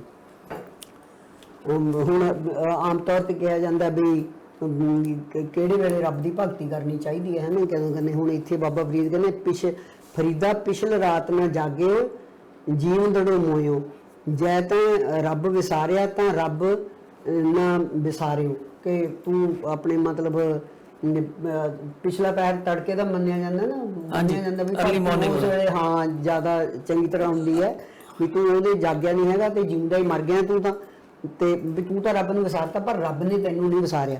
ਹੁਣ ਇਹਦਾ ਉੱਤਰ ਪੰਜਵੀਂ ਬਾਦਸ਼ਾਹ ਦਿੰਦੇ ਨੇ, ਫਰੀਦਾ ਕੰਤ ਰੰਗਾਵਲਾ ਵੱਡਾ ਬੇਮੁਹਤਾਜ, ਹੁਣ ਤਾਂ ਕਿਸੇ ਦੀ ਮੁਹਤਾਜੀ ਹੈ ਹੀ ਨਹੀਂ ਹੈ ਰੱਬ ਨੂੰ, ਤਾਂ ਉਹ ਤਾਂ ਬਹੁਤ ਬੇਪਰਵਾਹ ਤੇ ਬਹੁਤ ਵਿਸ਼ਾਲ ਦਿਲ ਵਾਲਾ, ਜਿਹਨੂੰ ਆਪਾਂ ਕਹਿ ਸਕਦੇ ਹਾਂ ਵੀ ਬ੍ਰੌਡ ਮਾਈਂਡਡ ਹੈ। ਅੱਲਾ ਸੇਵੀ ਰਤਿਆ ਇਹ ਸਚਾਵਾ ਸਾਕ, ਜਿਹੜਾ ਬੰਦਾ ਪ੍ਰਮਾਤਮਾ ਦੇ ਪਿਆਰ ਦੇ ਵਿੱਚ ਰਚਿਆ ਹੋਇਆ ਉਹਦਾ ਸਾਕ ਹੈ ਜਿਹੜਾ ਉਹ ਸੁਚਾਵਾ ਹੈ, ਸੁੱਚਾ ਤੇ ਸੁਚੱਜਾ ਸਾਕ ਹੀ ਹੈ ਰੱਬ ਦੇ ਨਾਲ। ਮਤਲਬ ਉਹਨਾਂ ਨੇ ਮਤਲਬ ਇਸ ਚੀਜ਼ ਨੂੰ ਕਿਹਾ ਕਿ ਜਿਹੜੇ ਟਾਈਮਿੰਗ ਆ ਉਹਦੀ ਭਗਤੀ ਕਰਦੀ ਜਾਂ ਉਹਨੂੰ ਯਾਦ ਕਰਦੀ ਕੋਈ ਮਹੱਤਤਾ ਨਹੀਂ ਹੈ, ਉਹਦੀ ਕੋਈ ਕੰਸੀਡਰੇਸ਼ਨ ਨਹੀਂ ਹੈ। ਪਰ ਫਰੀਦ ਦੀ ਬਾਣੀ 'ਚ ਜਿਹੜੇ ਸਿੰਪਲ ਸ਼ਲੋਕ ਆਪਾਂ ਪੜ੍ਹਦੇ ਸੁਣਦੇ ਆਏ ਆ, ਉੱਠ ਫਰੀਦਾ ਸੁੱਤਿਆ ਪਤਾ ਨਹੀਂ ਕੀ ਉੱਠ ਫਰੀਦਾ ਸੁੱਤਿਆ ਸੁਬਹ ਨਮਾਜ਼ ਗੁਜ਼ਾਰ ਦਿਓ ਸਿਰ ਸਾਈਂ ਨਾ ਨਿਵੇ, ਹਾਂਜੀ ਇਹ ਸ਼ਬਦ ਜਾਂ ਉਹਨਾਂ ਨੇ ਬਾਰ-ਬਾਰ ਅੰਮ੍ਰਿਤ ਵੇਲੇ ਦੀ ਗੱਲ ਤਾਂ ਬਾਣੀ ਦੇ ਵਿੱਚ ਵੀ ਕੀਤੀ ਹੋਈ ਹੈ। ਹਾਂਜੀ, ਬਾਣੀ 'ਚ ਵੀ ਕੀਤੀ ਹੋਈ ਹੈ ਅੰਮ੍ਰਿਤ ਵੇਲੇ ਦੀ ਗੱਲ, ਕਿਉਂ ਮੰਨਿਆ ਜਾਂਦਾ ਵੀ ਭਗਤੀ ਦੇ ਲਈ ਫਰੈਸ਼ ਮਾਈਂਡ ਹੁੰਦਾ ਮਨੁੱਖ ਦਾ, ਉਹ ਉਦੋਂ ਜੁੜਦਾ ਰੱਬ ਦੇ ਨਾਲ, ਸੌਖਿਆਂ ਜੁੜਦਾ। ਪਰ ਇਹ ਨਹੀਂ ਹੈ ਗੁਰਬਾਣੀ ਦੇ ਵਿੱਚ ਵੀ ਨਹੀਂ ਜੇ ਤੁਸੀਂ ਮਤਲਬ ਹੁਣ ਉਮਰ ਲੰਘ ਗਈ ਵੀ ਪਿਛਲੀ ਉਮਰ ਆ ਗਈ ਹੁਣ ਕੀ ਭਗਤੀ ਕਰਨੀ ਹੈ, ਜਾਂ ਮਤਲਬ ਜੇ ਸਵੇਰੇ ਨਹੀਂ ਕਰ ਸਕਿਆ ਤਾਂ ਫਿਰ ਮੁੜ ਕੇ ਜਿਹੜੀ ਸੂਫੀ ਪਰੰਪਰਾ ਹੈ, ਜਿਹੜੀ ਸੂਫੀ ਪਰੰਪਰਾ ਹੈ ਸ਼ੇਖ ਫਰੀਦ ਹਰੀ ਬਹੁਤ ਪਹਿਲਾਂ ਚ ਆ ਤੇ ਬੁੱਲੇ ਸ਼ਾਹ ਹਰੀ ਬਹੁਤ ਬਾਅਦ ਚ, ਮੇਰੇ ਖਿਆਲ 10ਵੇਂ ਪਾਤਸ਼ਾਹ ਤੋਂ ਵੀ ਬਾਅਦ ਦੇ ਸਮਿਆਂ ਚ ਉਹਨਾਂ ਦਾ ਸਮਾਂ ਦੱਸਿਆ ਜਾਂਦਾ ਕਸੂਰ ਵਾਲਿਆਂ ਦਾ। ਤੇ ਇਹਨਾਂ ਦੀ ਪਰੰਪਰਾ ਵੀ ਜਿੱਦਾਂ ਆਪਾਂ ਕਹਿੰਦੇ ਆ ਵੀ ਸਾਡੇ ਗੁਰੂ ਸਾਹਿਬ ਦੀ ਇੱਕ ਜੋਤ ਵਾਲੀ ਗੱਲ ਕਹਿੰਦੇ ਆ ਵੀ ਇੱਕੋ ਹੀ ਸਰੂਪ ਸੀ ਉਹ, ਤੇ ਇਹ ਪਰੰਪਰਾ ਦਾ ਵੀ ਜਿਹੜਾ ਮਿਸ਼ਨ ਸੀਗਾ ਜਾਂ ਜਿਹੜੀ ਉਹਨਾਂ ਦੀ ਵਿਚਾਰਧਾਰਾ ਸੀ ਉਹ ਸੇਮ ਹੀ ਰਹੀ ਹੈ ਸਾਰੀ ਸੂਫੀ ਵਿਚਾਰਧਾਰਾ, ਜਾਂ ਉਹਦੇ ਵਿੱਚ ਵੀ ਕੋਈ ਫਰਕ ਰਿਹਾ ਨਹੀਂ? ਮੇਰਾ ਖਿਆਲ ਨਹੀਂ ਹੈ, ਕਿਉਂਕਿ ਇਹਨਾਂ ਸੂਫੀਆਂ ਦੇ ਸਿਲਸਿਲੇ ਕਾਫੀ ਜ਼ਿਆਦਾ ਨੇ, ਹੈ ਨਾ, ਕੋਈ ਜਿਵੇਂ ਨਕਸ਼ਬੰਦੀ ਹੈ, ਸੁਹਰਾਵਾਦੀ ਹੈ, ਚਿਸ਼ਤੀ ਹੈ, ਅਲੱਗ-ਅਲੱਗ ਨੇ ਤੇ ਅਲੱਗ-ਅਲੱਗ ਉਹਨਾਂ ਦਾ ਆਪਣਾ ਹੈਗਾ ਸਿਸਟਮ ਹੈ। ਜਿਵੇਂ ਹਾਸ਼ਮ ਤੇ ਜਾਂ ਸ਼ਾਹ ਹੁਸੈਨ ਦੀ ਆਪਾਂ ਪੜ੍ਹੀਏ ਉਹਨਾਂ ਦਾ ਈਡੀਅਮ ਫਰਕ ਹੈ, ਹਾਂਜੀ, ਹੈ ਨਾ, ਉਹਨਾਂ ਦਾ ਮਤਲਬ ਜਿਹੜੇ ਵੱਡੇ ਨਾਂ ਆਉਂਦੇ ਸੁਲਤਾਨ ਬਾਹੂ ਦਾ ਆਉਂਦਾ ਆ ਜਾਂ ਇਹਨਾਂ ਦੇ ਆਉਂਦਾ ਆ, ਤੇ ਇਹਨਾਂ ਨੇ ਜਿਹੜੀ ਪਰੰਪਰਾ ਪਿੱਛੋਂ ਚੱਲੀ ਆ ਰਹੀ ਉਹਦੇ ਨਾਲ ਅਲੱਗ ਨੇ ਕੁਝ ਦੂਜੇ ਪਰੰਪਰਾ, ਮਤਲਬ ਜਿਹੜਾ ਚਿਸ਼ਤੀ ਜਿਹੜੀ ਪਰੰਪਰਾ ਉਹ ਅਲੱਗ ਹੈ, ਜਾਂ ਜਿਹੜੀ ਜਿਲਾਨੀ ਵਾਲੀ ਪਰੰਪਰਾ ਅਲੱਗ ਹੈ। ਇਹ ਜਿਹੜੇ ਹੈਗੇ ਨੇ ਨਾ ਸਿਲਸਿਲੇ ਇਹ ਆਪਣੇ ਮੁਰਸ਼ਿਦ ਦੇ ਨਾਂ ਦੇ ਉੱਤੇ ਜਿਵੇਂ ਸਟਾਰਟ ਹੋਏ ਉਸੇ ਹਿਸਾਬ ਨਾਲ ਚੱਲਦੇ ਨੇ, ਜਿਵੇਂ ਕਹਿ ਲਓ ਤੁਸੀਂ ਕਿਸੇ ਇੱਕ ਧਰਮ ਦੇ ਵਿੱਚ ਅਲੱਗ-ਅਲੱਗ ਫਿਰਕੇ ਬਣ ਜਾਂਦੇ ਨੇ, ਇਸੇ ਤਰ੍ਹਾਂ ਸੂਫੀ ਮੱਤ ਦੇ ਵਿੱਚ ਵੀ ਅਲੱਗ-ਅਲੱਗ ਉਹ ਹੈਗੇ ਨੇ। ਉਹ ਮੇਰੇ ਖਿਆਲ ਕਿਤੇ ਸ਼ੋਅ ਵੀ ਕਰਦੇ ਜਿੱਦਾਂ ਜੇਤਾਸਨ ਹਮ ਬੈਠੇ ਕਿਤੇ ਬੈਠ ਗਿਆ ਵਾਲੀ ਗੱਲ, ਭਾਵੇਂ ਉਹ ਦੁਨੀਆ ਦੀ ਉਸ ਨਾਲ ਜੋੜਦੇ ਆ ਪਰ ਨਾਲ ਦੀ ਨਾਲ ਉਹ ਆਪਣੇ ਮੁਰਸ਼ਿਦਾਂ ਨੂੰ ਵੀ ਯਾਦ ਕਰਦੇ ਆ। ਬਿਲਕੁਲ ਇਸ ਤਰ੍ਹਾਂ ਗੁਰੂ ਦੀ ਗੱਲ ਆਉਂਦੀ ਹੈ, ਉਹ ਮੁਰਸ਼ਿਦ ਦੀ ਉਹ ਗੱਲ ਆਉਂਦੀ ਹੈ, ਮਤਲਬ ਵੀ ਉਹਦੇ ਰਾਹੀਂ ਰਸਤਾ ਜਿਹੜਾ ਉਹ ਹੁੰਦਾ। ਤੇ ਹੁਣ ਉਹਦਾ ਆਪਾਂ ਉਹੀ ਗੱਲ ਕਰ ਰਹੇ ਨੇ ਫਰੀਦਾ ਰੰਗ ਕੰਤ ਰੰਗਾਵਲਾ ਵੱਡਾ ਬੇਮੁਹਤਾਜ ਦੀ ਗੱਲ ਕਰ, ਇਹਦੇ ਨਾਲ ਹੀ ਦੇਖੋ ਇਸ ਇੱਕ ਦੇ ਉੱਤਰ ਦੇ ਵਿੱਚ ਗੁਰੂ ਅਰਜਨ ਦੇਵ ਪਾਤਸ਼ਾਹ ਨੇ 4 ਸ਼ਲੋਕ ਆਪਣੇ ਦਿੱਤੇ ਹੋਏ ਨੇ। ਇੱਕ ਉਹੀ ਫਰੀਦਾ ਕੰਤ ਰੰਗਾਵਲਾ, ਫਿਰ ਕਹਿੰਦਾ ਫਰੀਦਾ ਦੁੱਖ ਸੁੱਖ ਇੱਕ ਕਰ ਦਿਲ ਤੇ ਲਾਹੇ ਵਿਕਾਰ, ਹੈ ਨਾ। ਸਾਨੂੰ ਦੱਸਿਆ ਗਿਆ ਸਿੱਖ ਧਰਮ ਦੇ ਵਿੱਚ ਕਿ ਦੁੱਖ ਤੇ ਸੁੱਖ ਦੇ ਵਿੱਚ ਬੰਦੇ ਨੇ ਡਿਟੈਚਡ ਹੋ ਕੇ ਰਹਿਣਾ, ਕੋਈ ਵੀ, ਕਿਉਂਕਿ ਉਹਦਾ ਭਾਣਾ ਮੰਨ ਕੇ ਅਸੀਂ ਚੱਲਦੇ ਹਾਂ। ਅੱਲਾ ਭਾਵੈ ਸੋ ਭਲਾ ਤਾਂ ਲੱਭੀ ਦਰਬਾਰ, ਜੋ ਉਹਨੂੰ ਭਾਉਂਦਾ ਉਹੀ ਗੱਲ ਚੰਗੀ ਹੈ। ਜੋ ਤੁਝ ਭਾਵੇਂ ਨਾਨਕਾ ਸਾਈ ਗੱਲ ਚੰਗੀ ਦੀ ਆਪਾਂ ਗੱਲ ਕਰਦੇ ਵੀ ਜਿਹੜੀ ਉਸ ਅਕਾਲ ਪੁਰਖ ਵਾਹਿਗੁਰੂ ਨੂੰ ਭਾਉਂਦੀ ਹੈ ਨਾਨਕ ਦੇ ਲਈ ਉਹੀ ਗੱਲ ਚੰਗੀ ਹੈ। ਸੋ ਇੱਥੇ ਵੀ ਪੰਜਵੇਂ ਜਿਹੜੀ ਇਹ ਅਵਸਥਾ ਆ ਜਦੋਂ ਦੁੱਖ ਤੇ ਸੁੱਖ ਤੋਂ ਹਟ ਜਾਂਦਾ ਬੰਦਾ, ਤੇ ਅੱਜ ਕੱਲ ਕੁਝ ਲੋਕ ਦੱਸਦੇ ਆ ਕਿ ਉਹਨੂੰ ਬ੍ਰਹਮ ਅਵਸਥਾ ਕਹਿੰਦੇ ਆ ਕਿ ਉਹਨੂੰ ਦੁੱਖ ਹੀ ਨਹੀਂ ਲੱਗਦਾ। ਸਿੱਖ ਧਰਮ ਦੇ ਵਿੱਚ ਉਹਨੂੰ ਜੀਵਨ ਮੁਕਤ ਦੀ ਗੱਲ ਕੀਤੀ ਗਈ ਹੈ। ਖਾਸ ਕਰਕੇ ਆਪਾਂ ਤੁਸੀਂ ਗੱਲ ਕਰ ਰਹੇ ਸੀ ਨਾ ਗੁਰੂ ਤੇਗ ਬਹਾਦਰ ਸਾਹਿਬ ਦੀ ਬਾਣੀ ਦੀ। ਹਾਂਜੀ, ਉਹਨਾਂ ਨੇ ਜਿਹੜੇ ਗੁਰੂ ਤੇਗ ਬਹਾਦਰ ਸਾਹਿਬ ਦੇ ਸ਼ਲੋਕ ਨੇ, ਕਈ ਤਾਂ ਲੋਕ ਉਹਨਾਂ ਨੂੰ ਕਹਿੰਦੇ ਵੀ ਨਹੀਂ ਬਹੁਤ ਬੈਰਾਗਮਈ ਨੇ, ਜਿਵੇਂ ਉਦਾਸੀ ਵਾਲੇ ਨੇ, ਹਨਾ, ਵਿਰਕਤ ਹੋ ਕੇ ਦੁਨੀਆ ਤੋਂ, ਨਹੀਂ, ਪਰ ਉਹਦੇ ਵਿੱਚ ਸਾਰੇ ਸ਼ਲੋਕਾਂ ਦੇ ਵਿੱਚ ਗੁਰੂ ਤੇਗ ਬਹਾਦਰ ਸਾਹਿਬ ਗੱਲ ਹੀ ਜੀਵਨ ਮੁਕਤ ਦੀ ਕਰਦੇ ਨੇ। ਵੀ ਜੀਵਨ ਮੁਕਤ ਇਹ ਨਹੀਂ ਹੈ ਕਿ ਤੁਸੀਂ ਜਦੋਂ ਤੁਸੀਂ ਮਰ ਜਾਣਾ ਉਦੋਂ ਮੁਕਤੀ ਪ੍ਰਾਪਤ ਹੋਣੀ ਹੈ ਤੁਹਾਨੂੰ, ਹੈ ਨਾ। ਇਸ ਸੰਸਾਰ ਦੇ ਵਿੱਚ ਰਹਿੰਦੇ ਹੀ ਮਨੁੱਖ ਨੇ ਡਿਟੈਚਡ ਹੋ ਕੇ ਰਹਿਣਾ। ਉਹ ਲੋਕੀ ਦੂਜੇ ਢੰਗ ਨਾਲ ਸੋਚਦੇ ਆ ਨਾ, ਜਿਸ ਤਰ੍ਹਾਂ ਉਹ ਰਾਮ ਗਿਓ ਰਾਵਣ ਗਿਓ ਚਾਹੇ ਬਹੁਤ ਪਰਿਵਾਰ, ਤੇ ਉਹ ਐਦਾਂ ਲੱਗਦਾ ਹੈ ਕਿ ਉਹ ਐਡੇ ਐਡੇ ਵੱਡੇ ਲੋਕ ਨਹੀਂ ਰਹੇ, ਅਸੀਂ ਕਿਤੇ ਪਾਣੀ ਆ ਰਿਹਾ। ਨਹੀਂ, ਗੁਰੂ ਤੇਗ ਬਹਾਦਰ ਤੇ ਇਹ ਸਮਝਾਉਣ ਦੀ ਗੱਲ ਕਰਦੇ ਵੀ ਜਿਹੜਾ ਬੰਦਾ ਸੰਸਾਰ ਦੇ ਉੱਤੇ ਆਇਆ, ਜੋ ਉਪਜੋ ਸੋ ਬਿਨਸ ਹੈ ਆਜ ਪੜੋਗੇ ਕਾਲ, ਹੈ ਨਾ, ਵੀ ਜਿਹੜਾ ਬੰਦਾ ਸੰਸਾਰ ਤੇ ਆਇਆ, ਜਿਹੜੇ ਕ੍ਰੀਏਟ ਹੋਈ ਹੈ ਇਹ ਯੂਨੀਵਰਸ, ਇਹਨੇ ਖਤਮ ਤਾਂ ਇੱਕ ਦਿਨ ਹੋਣਾ ਹੀ ਹੈ। ਤੇ ਚਿੰਤਾ ਤਾਂ ਕੀ ਕੀਜੇ ਜਾਨ ਹੋਣੀ ਹੋਏ, ਇਹ ਮਾਰਗ ਸੰਸਾਰ ਕੋ ਨਾਨਕ ਥਿਰ ਨਹੀਂ ਕੋਏ। ਤੁਸੀਂ ਫਿਕਰ ਤਾਂ ਕਰੋ ਨਾ ਜੇ ਸਿਰਫ ਤੁਹਾਡੇ ਨਾਲ ਕਿਸੇ ਹੋਰ ਨਾਲ ਨਹੀਂ ਹੋਇਆ। ਹਾਂ, ਵੀ ਮੌਤ ਹੈ ਜਿਹੜੀ ਤਾਂ ਕਿਸੇ ਵੇਲੇ ਵੀ ਆ ਸਕਦੀ, ਕਦੇ ਵੀ ਆ ਸਕਦੀ, ਕਿਸੇ ਨੂੰ ਵੀ ਆ ਸਕਦੀ, ਕਿਸੇ ਵੀ ਅਵਸਥਾ ਦੇ ਵਿੱਚ ਆ ਸਕਦੀ ਹੈ।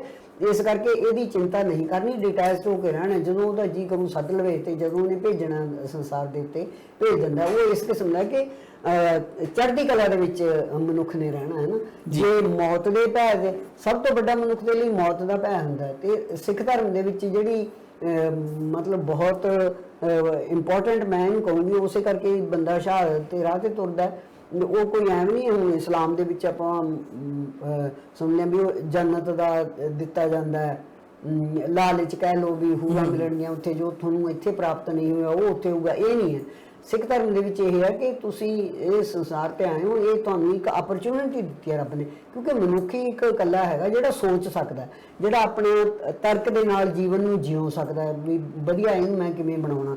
ਤੇ ਵੀ ਇਸ ਜੀਵਨ ਨੂੰ ਚੜ੍ਹਦੀ ਕਲਾ ਦੇ ਨਾਲ ਜੀਓ। ਜਿੰਨਾ ਸਮਾਂ ਤੁਹਾਨੂੰ ਮਿਲਿਆ ਉਹਨੂੰ ਰੱਬ ਦਾ ਭਾਣਾ ਮੰਨ ਕੇ ਤੋ ਆਪਣੇ ਤੁਸੀਂ ਵਧੀਆ ਤੋਂ ਵਧੀਆ ਹੋ ਕੇ ਜਿਉਣ ਦੀ ਮਨੁੱਖ ਕੋਸ਼ਿਸ਼ ਕਰੇ। ਤੇ ਜਦੋਂ ਫਿਰ ਅੰਤ ਆਉਣਾ ਉਹ ਤਾਂ ਇੱਕ ਦਿਨ ਆ ਹੀ ਜਾਣਾ ਹਰ ਇੱਕ ਦਾ। ਬਿਲਕੁਲ, ਹਾਂਜੀ, ਮਤਲਬ ਮੌਤ ਦੇ ਡਰ ਤੋਂ ਵੀ ਮਤਲਬ ਬੰਦੇ ਨੂੰ ਹਰਜਿਆ ਹੋਇਆ, ਡਿਟੈਚ ਹੋ ਕੇ ਜਿਉਣਾ, ਜੀਵਨ ਮੁਕਤ, ਇਸੇ ਨੂੰ ਜੀਵਨ ਮੁਕਤ ਕਹਿੰਦੇ ਆ। ਪਰ ਮੇਰਾ ਸਵਾਲ ਇਹ ਸੀ ਕਿ ਜਦੋਂ ਕਹਿੰਦੇ ਆ ਕਿ ਬੰਦੇ ਦੀ ਗਿਆਨ ਦੀਆਂ ਕੁਝ ਅਵਸਥਾਵਾਂ ਹੁੰਦੀਆਂ, ਜਦੋਂ ਉਹ ਪ੍ਰਮਾਤਮਾ ਦੀ ਪ੍ਰਾਪਤੀ ਕਰ ਲੈਂਦਾ ਜਾਂ ਬਿਲਕੁਲ ਨੇੜੇ ਹੋ ਜਾਂਦਾ ਤੇ ਉਹ ਬ੍ਰਹਮ ਅਵਸਥਾ 'ਚ ਹੋ ਜਾਂਦਾ, ਉਹਨੂੰ ਫਿਰ ਨਾ ਸੰਸਾਰਕ ਦੁੱਖ ਸੁੱਖ ਜਿਹੜੇ ਆ ਉਹ ਲੱਗਦੇ ਨਹੀਂ ਵੀ ਇਦਾਂ ਦੀ ਸੁਣਦੇ ਆ।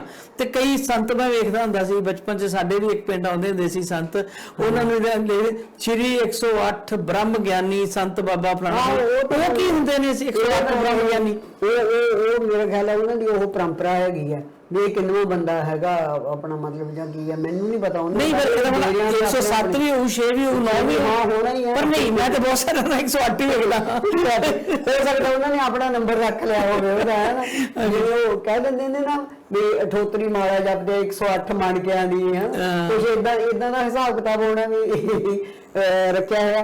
ਤੇ ਬ੍ਰਹਮ ਗਿਆਨੀ ਕੌਣ ਹੁੰਦਾ, ਕਿਹੋ ਜਿਹਾ ਹੁੰਦਾ? ਹੁਣ ਆਪਾਂ ਸੁਖਮਨੀ ਸਾਹਿਬ ਦਾ ਸੁਖਮਨੀ ਸਾਹਿਬ ਚ ਬ੍ਰਹਮ ਗਿਆਨੀ ਦਾ ਕਾਫੀ ਜ਼ਿਕਰ ਆਉਂਦਾ। ਅਰਜਨ ਦੇਵ ਪਾਤਸ਼ਾਹ ਨੇ ਬੜੀ ਚੰਗੀ ਤਰ੍ਹਾਂ ਵੈਸ਼ਨੂੰ ਕਿਹਨੂੰ ਕਹਿਣਾ ਹੈ, ਪੰਡਿਤ ਕੌਣ ਹੋ ਸਕਦਾ ਹੈ, ਬ੍ਰਹਮ ਗਿਆਨੀ ਕਿਹੋ ਜਿਹਾ ਹੋਣਾ ਚਾਹੀਦਾ ਹੈ। ਵੀ ਜੇ ਆ ਚੀਜ਼ਾਂ ਉਹਦੇ ਵਿੱਚ ਹੈਗੀਆਂ, ਬ੍ਰਹਮ ਗਿਆਨੀ ਤਾਂ ਹੀ ਹੋਣਾ ਉਹਨੇ। ਮਤਲਬ ਜੇ ਉਦਾਂ ਤੁਸੀਂ ਆਪਣੇ ਆਪ ਨੂੰ ਜਿੰਨਾ ਮਰਜ਼ੀ ਮਨੁੱਖ ਕਹੀ ਜਾਵੇ ਮੈਂ ਰੱਬ ਨੂੰ ਪਾ ਲਿਆ, ਜੇ ਉਹ ਕੁਆਲਿਟੀਜ਼ ਉਹਦੇ ਬਿਹੇਵੀਅਰ ਦੇ ਵਿੱਚੋਂ, ਅਸਲ ਦੇ ਵਿੱਚ ਜਿਹੜਾ ਸਿੱਖ ਧਰਮ ਹੈ ਨਾ, ਉਹ ਆ ਜਿਹੜਾ ਵਰਤਮਾਨ ਹੈ ਤੁਹਾਡਾ, ਜਿਹੜਾ ਤੁਹਾਨੂੰ ਪ੍ਰੈਜ਼ੈਂਟ ਲਾਈਫ ਮਿਲੀ ਹੋਈ ਹੈ, ਇਹਨੂੰ ਕਿਸ ਤਰ੍ਹਾਂ ਜਿਉਣਾ ਹੈ ਨਾ, ਜਿਹੜੀ ਉਹਦੇ ਬਾਰੇ ਗੱਲ ਕਰਦਾ ਵੀ ਇਹ ਜਿਹੜਾ ਸਭ ਤੋਂ ਇੰਪੋਰਟੈਂਟ ਤਾਂ ਇਹ ਅਵਸਥਾ ਹੈ ਤੁਹਾਡੀ ਜਿਹੜੀ ਮਨੁੱਖ ਨੂੰ ਰੱਬ ਨੇ ਦਿੱਤੀ ਹੈ। ਤਾਂ ਸੰਸਾਰ ਦੇ ਇਹਦਾ ਸਦਉਪਯੋਗ ਕਿਵੇਂ ਕਰਨਾ, ਸਦਉਪਯੋਗ ਇਹਦਾ ਕਿਵੇਂ ਕਰਨਾ, ਤੇ ਕਿਵੇਂ ਤੁਸੀਂ ਵਧੀਆ ਰਹਿਣਾ, ਤੇ ਕਿਵੇਂ ਦੁਨੀਆ ਨੂੰ ਬਾਕੀਆਂ ਨੂੰ ਵੀ ਰਹਿਣਯੋਗ ਬਣਾਉਣਾ ਜਾਂ ਗਾਈਡ ਕਰਨਾ ਹੈ ਇਸ ਰਸਤੇ ਦੇ ਉੱਤੇ। ਅੱਛਾ, ਇਦਾਂ ਤੁਹਾਨੂੰ ਕਿਤੇ ਲੱਗਦੇ ਇਦਾਂ ਦੀ ਮਿਸਾਲ ਵੀ ਜਿੱਦਾਂ ਸ਼ੇਖ ਫਰੀਦ ਜੀ ਜਿਹੜੇ ਸ਼ਕਰਗੰਜ ਇਹਨਾਂ ਦੀ, ਕਿਉਂਕਿ 300 ਸਾਲ ਦਾ ਵਕਫਾ ਵੀ ਆ ਵਿੱਚ, ਉਸ ਤੋਂ ਬਾਅਦ ਦਾ ਮਤਲਬ ਬਹੁਤ ਸਾਰੇ ਮਤਲਬ ਉਹਨਾਂ ਦੀ ਗੱਦੀ ਨਸ਼ੀਨ ਹੋਰ ਵੀ ਆਏ ਹੋਣਗੇ ਉਸ ਪਰੰਪਰਾ ਚ। ਹਾਂ, ਕਿ ਗੁਰੂ ਨਾਨਕ ਦੇਵ ਵੀ ਬਾਣੀ ਉਹਨਾਂ ਦੇ ਗੱਦੀ ਨਸ਼ੀਨ ਤੋਂ ਹੀ ਲੈ ਕੇ ਆਏ ਸੀ। ਹਾਂ, ਲੈ ਕੇ ਵੀ ਉਹਨਾਂ ਕੋ ਆਏ ਹੋਣਗੇ। ਤੇ ਉਹਨਾਂ ਗੱਦੀ ਨਸ਼ੀਨਾਂ ਚੋਂ ਕਿਸੇ ਦੀ ਰਚਨਾ ਨੂੰ ਮੌਕਾ ਕਿਉਂ ਨਾ ਮਿਲ ਸਕਿਆ, ਜਾਂ ਉਹ ਬਾਣੀ ਉਹਨਾਂ ਤੱਕ ਨਹੀਂ ਪਹੁੰਚ ਸਕੀ ਗੁਰੂ ਸਾਹਿਬ? ਨਹੀਂ, ਦੇਖੋ ਜੇ ਮਤਲਬ ਪਰੰਪਰਾ ਤੇ ਕੀ ਹੋਏਗੀ ਨਾ ਉਹਨਾਂ ਦੀ, ਜੋ ਸ਼ੇਖ ਫਰੀਦ ਰਾਣਾ, ਇਹ ਨਹੀਂ ਜ਼ਰੂਰੀ ਹੈ ਜਿੱਦਾਂ ਆਪਾਂ ਕਹਿੰਦੇ ਵੀ ਬਾਣੀ ਵੀ ਰਚੀ ਹੋਵੇ। ਆਪਾਂ ਜਿੱਦਾਂ ਕਹਿੰਦੇ ਗੁਰੂ ਨਾਨਕ ਸਾਹਿਬ ਦਾ ਜਿਹੜਾ ਸਿਧਾਂਤ ਸੀਗਾ ਉਹ ਦਸਮ ਪਿਤਾ ਤੱਕ ਸੇਮ ਚੱਲਦਾ ਰਿਹਾ। ਆਪਾਂ ਜਿਸ ਤੱਕ ਵੀ ਕਹਿੰਦੇ ਆ ਕਿ ਉਹ ਦੇਹ ਬਦਲਦੇ ਰਹੇ, ਜੋਤ ਇੱਕ ਹੀ ਸੀ, ਆਪਾਂ ਇਹ ਵੀ ਕਈ ਮੰਨਦੇ ਹਾਂ। ਹਾਂਜੀ, ਉਹ ਜੋਤ ਉਹ ਹੈ, ਜੁਗਤ ਸਾਇ ਸਹਿ ਕਾਇਆ ਫੇਰ ਪਲਟੀ ਹੈ, ਇਹ ਤਾਂ ਸਿਧਾਂਤ ਹੈਗਾ। ਤੇ ਮੈਂ ਇਹੀ ਕਹਿ ਰਿਹਾ ਸੀਗਾ ਕਿ ਜਿਹੜੀ ਪਰੰਪਰਾਵਾਂ ਸੂਫੀਆਂ ਦੀਆਂ ਵੀ ਹੋਣਗੀਆਂ, ਉਹ ਵੀ ਤੇ ਜਿਹੜਾ ਆਪਣਾ ਗੱਦੀ ਨਸ਼ੀਨ ਚੁਣਦੇ ਹੋਣਗੇ ਜਾਂ ਉਹਨੂੰ ਤਿਆਰ ਕਰਦੇ ਹੋਣਗੇ, ਤੇ ਉਹ ਆਪਣੇ ਲੈਵਲ ਤੱਕ ਲਿਆ ਕੇ ਉਹਨੂੰ ਉਸ ਜਿਹੜੀ ਉਹਨਾਂ ਦੀ ਫਿਲਾਸਫੀ ਆ ਉਹਨੂੰ ਸਮਝਾ ਕੇ, ਜਾਂ ਉਹ ਜਿਹੜਾ ਵਿਅਕਤੀ ਸਮਝ ਜਾਂਦਾ ਉਹਨੂੰ ਦਿੰਦੇ ਹੋਣਗੇ। ਤੇ ਫਿਰ ਮੈਂ ਸੋਚਦਾ ਵੀ 300 ਸਾਲ ਦੇ ਵਿੱਚ ਬਹੁਤ ਸਾਰੇ ਹੋਰ ਲੋਕ ਵੀ ਆਏ ਹੋਣਗੇ ਉਸੇ ਹੀ ਪਰੰਪਰਾ ਚੋਂ। ਜਦੋਂ ਉਹਨਾਂ ਦੇ ਸਥਾਨ ਦੇ ਉੱਤੇ ਗੁਰੂ ਨਾਨਕ ਦੇਵ ਜਾਂਦੇ ਨੇ, ਜੇ ਉਹਨਾਂ ਨੂੰ ਜੇ ਉਹ ਉਸ ਕਿਸਮ ਦੀ ਕੋਈ ਬਾਣੀ ਜ਼ਰੂਰੀ ਨਹੀਂ ਹੈ ਕਿ ਸਾਰੇ ਜਿਹੜੇ ਉਹਨਾਂ ਦੇ ਅਗਲੇ, ਦੇਖੋ ਜਦੋਂ ਉਹ ਚੁਣਦੇ ਆ ਉਹ ਤਾਂ ਇਹ ਸੋਚ ਕੇ ਚੁਣਦੇ ਆ ਨਾ ਵੀ ਇਹ ਕੁਆਲੀਫਾਈ ਕਰਦਾ ਇਸ ਪਰੰਪਰਾ ਨੂੰ ਚਲਾਉਣ ਲਈ ਕਿ ਨਹੀਂ, ਸਿਧਾਂਤਕ ਤੌਰ ਤੇ ਉੱਤੇ। ਇਹ ਵੀ ਹੋ ਸਕਦਾ ਗੁਰੂ ਸਾਹਿਬ ਬਹੁਤ ਸਾਰੀ ਲੈ ਕੇ ਆਏ ਹੋਣ, ਉਹ ਚੋਂ ਜਿਹੜੀ ਉਹਨਾਂ ਨੂੰ ਬਿਲਕੁਲ ਗੁਰੂ ਸਾਹਿਬ ਦੀ ਜਿਹੜੀ ਅਕੋਰਡਿੰਗ ਟੂ ਕ੍ਰਾਈਟੇਰੀਆ ਹੈਗੀ ਆ ਉਹ ਹੀ ਉਹਨਾਂ ਨੇ ਸਿਲੈਕਟ ਕੀਤੀ ਹੋਏ, ਬਾਕੀ ਨੂੰ ਉਹਨਾਂ ਨੇ ਨਹੀਂ ਸ਼ਾਮਿਲ ਕੀਤਾ ਹੋਵੇਗਾ। ਹਾਂਜੀ, ਇਹ ਵੀ ਪੋਸੀਬਲ ਹੈ, ਪੋਸੀਬਿਲਿਟੀ ਹੋ ਸਕਦੀ ਹੈ, ਕਿਉਂਕਿ ਵਿਚਾਰਧਾਰਾ ਤਾਂ ਆਪਾਂ ਭਗਤ ਕਬੀਰ ਦਾ ਵੀ ਸੁਣਦੇ ਹਾਂ ਵੀ ਬਹੁਤ ਉਹਨਾਂ ਨੇ ਬਹੁਤ ਜ਼ਿਆਦਾ ਰਚਨਾ ਉਹਨਾਂ ਦੀ ਸ੍ਰੀ ਗੁਰੂ ਗ੍ਰੰਥ ਸਾਹਿਬ ਤੋਂ ਬਾਹਰ ਬਹੁਤ ਨੇ। ਕਬੀਰ ਜੀ ਦੇ ਸ਼ਲੋਕ ਹਿੰਦੂ ਧਰਮ ਵਾਲੇ ਬਹੁਤ ਸਾਰੇ, ਉਹ ਕੋਈ ਦੋਹੇ ਉਹਨਾਂ ਦੇ ਬੜੇ ਇਸ ਕਰਕੇ ਥੋੜੀ ਇਕੱਠੀ ਕੀਤੀ ਵੀ ਨਹੀਂ, 6 ਗੁਰੂ ਸਾਹਿਬਾਨ ਦੀ ਬਾਣੀ ਬਹੁਤ ਹੈ, ਇਨਫ ਹੈ ਜੇ ਗਾਈਡੈਂਸ ਦੀ ਗੱਲ ਕਰਨੀ ਹੋਵੇ। ਤੇ ਉਹ ਤਾਂ ਇੱਕ ਜਿਵੇਂ ਕਹਿ ਸਕਦੇ ਹਾਂ ਆਪਾਂ ਕਿ ਉਹਨਾਂ ਨੇ ਸਰਬ ਧਰਮ ਮੈਂ ਸ੍ਰੇਸ਼ਟ ਧਰਮ ਹਰ ਕੋ ਨਾਮ ਜਪ ਨਿਰਮਲ ਕਰਮ ਵਾਲੀ ਜਿਹੜੀ ਗੱਲ ਕੀਤੀ ਹੋਈ ਹੈ ਕਿ ਇੱਕ ਸਰਬ ਸਾਂਝੀ ਰਵਾਇਤ ਦੇਣ ਦੇ ਲਈ ਜੋ ਵਿਚਾਰਧਾਰਾ ਮੇਲ ਖਾਂਦੀ ਸੀ ਉਹ ਸ਼ਾਮਲ ਕੀਤੀ ਹੈ। ਉਹ ਜ਼ਰੂਰੀ ਹੈ ਕਿ ਵੀ ਸਾਰੀ ਉਹ ਇਕੱਠੀ ਕਰਕੇ ਵਿੱਚ ਸ਼ਾਮਲ ਕਰਦੇ, ਜੋ ਜਿਵੇਂ ਉਹਨਾਂ ਨੂੰ ਸੂਟੇਬਲ ਲੱਗੀ ਤੇ ਉਹੋ ਹੀ ਉਹਨਾਂ ਨੇ ਸ਼ਾਮਲ ਕੀਤੀ ਹੈ। ਹੋ ਸਕਦਾ ਜ਼ਰੂਰ ਹੋਣਗੀਆਂ ਰਚਨਾਵਾਂ, ਤੇ ਇਹ ਵੀ ਹੋ ਸਕਦਾ ਕਿਉਂਕਿ ਪਰੰਪਰਾ ਜਦੋਂ ਕੋਈ ਬੰਦਾ ਚਲਾਉਂਦਾ ਜ਼ਰੂਰੀ ਨਹੀਂ ਹੈਗਾ ਕਿ ਉਹਨੇ ਬਾਣੀ ਵੀ ਰਚੀ ਹੋਵੇ। ਜਿੱਦਾਂ ਰਵਿਦਾਸ ਇਹਨਾਂ ਦੀ ਬਾਣੀ ਆ, ਬੇਗਮਪੁਰੇ ਵਾਲਾ ਕਨਸੈਪਟ ਆ, ਮਤਲਬ ਸਿੱਖੀ ਨਾਲ ਜਿਹੜੀਆਂ ਚੀਜ਼ਾਂ ਉਹ ਮੇਲ ਖਾਂਦੀਆਂ, ਹਾਂਜੀ ਬਹੁਤ ਨੇੜੇ ਖਹਿ ਕੇ ਲੰਘਦੀਆਂ ਨੇ, ਸਿਰਫ ਉਹਨਾਂ ਨੂੰ ਹੀ ਉਹਨਾਂ ਨੇ ਲਿਆ। ਤੇ ਆਪਾਂ ਅੱਜ ਦੇ ਪ੍ਰੋਗਰਾਮ ਦਾ ਮਕਸਦ ਵੀ ਇਹ ਸੀ ਵੀ ਜਿੱਥੇ ਕਿਤੇ ਗੁਰੂ ਸਾਹਿਬ ਨੂੰ ਲੱਗਿਆ ਕਿ ਗੁਰਮਤ ਦੇ ਫਲਸਫੇ ਤੋਂ ਥੋੜੀ ਜਿਹੀ ਬਾਹਰ ਗੱਲ ਹੈ, ਤੇ ਉਹਨਾਂ ਨੇ ਉਹਦੇ ਨਾਲ ਜੋੜ ਕੇ ਆਪਣਾ ਸਿਧਾਂਤ ਜਿਹੜਾ ਅਗਲੇ ਸ਼ਲੋਕਾਂ 'ਚ ਦੇ ਦਿੱਤਾ, ਉਹਨੂੰ ਮਤਲਬ ਦੱਸਿਆ ਵੀ ਨਹੀਂ ਆ ਇਦਾਂ ਵੀ ਹੋ ਸਕਦੀ ਹੈ ਗੱਲ, ਇਹ ਆ ਪੋਸੀਬਿਲਿਟੀ ਹੈਗੀ ਹੈ ਇਹਦੇ ਵਿੱਚ, ਹੈ ਨਾ।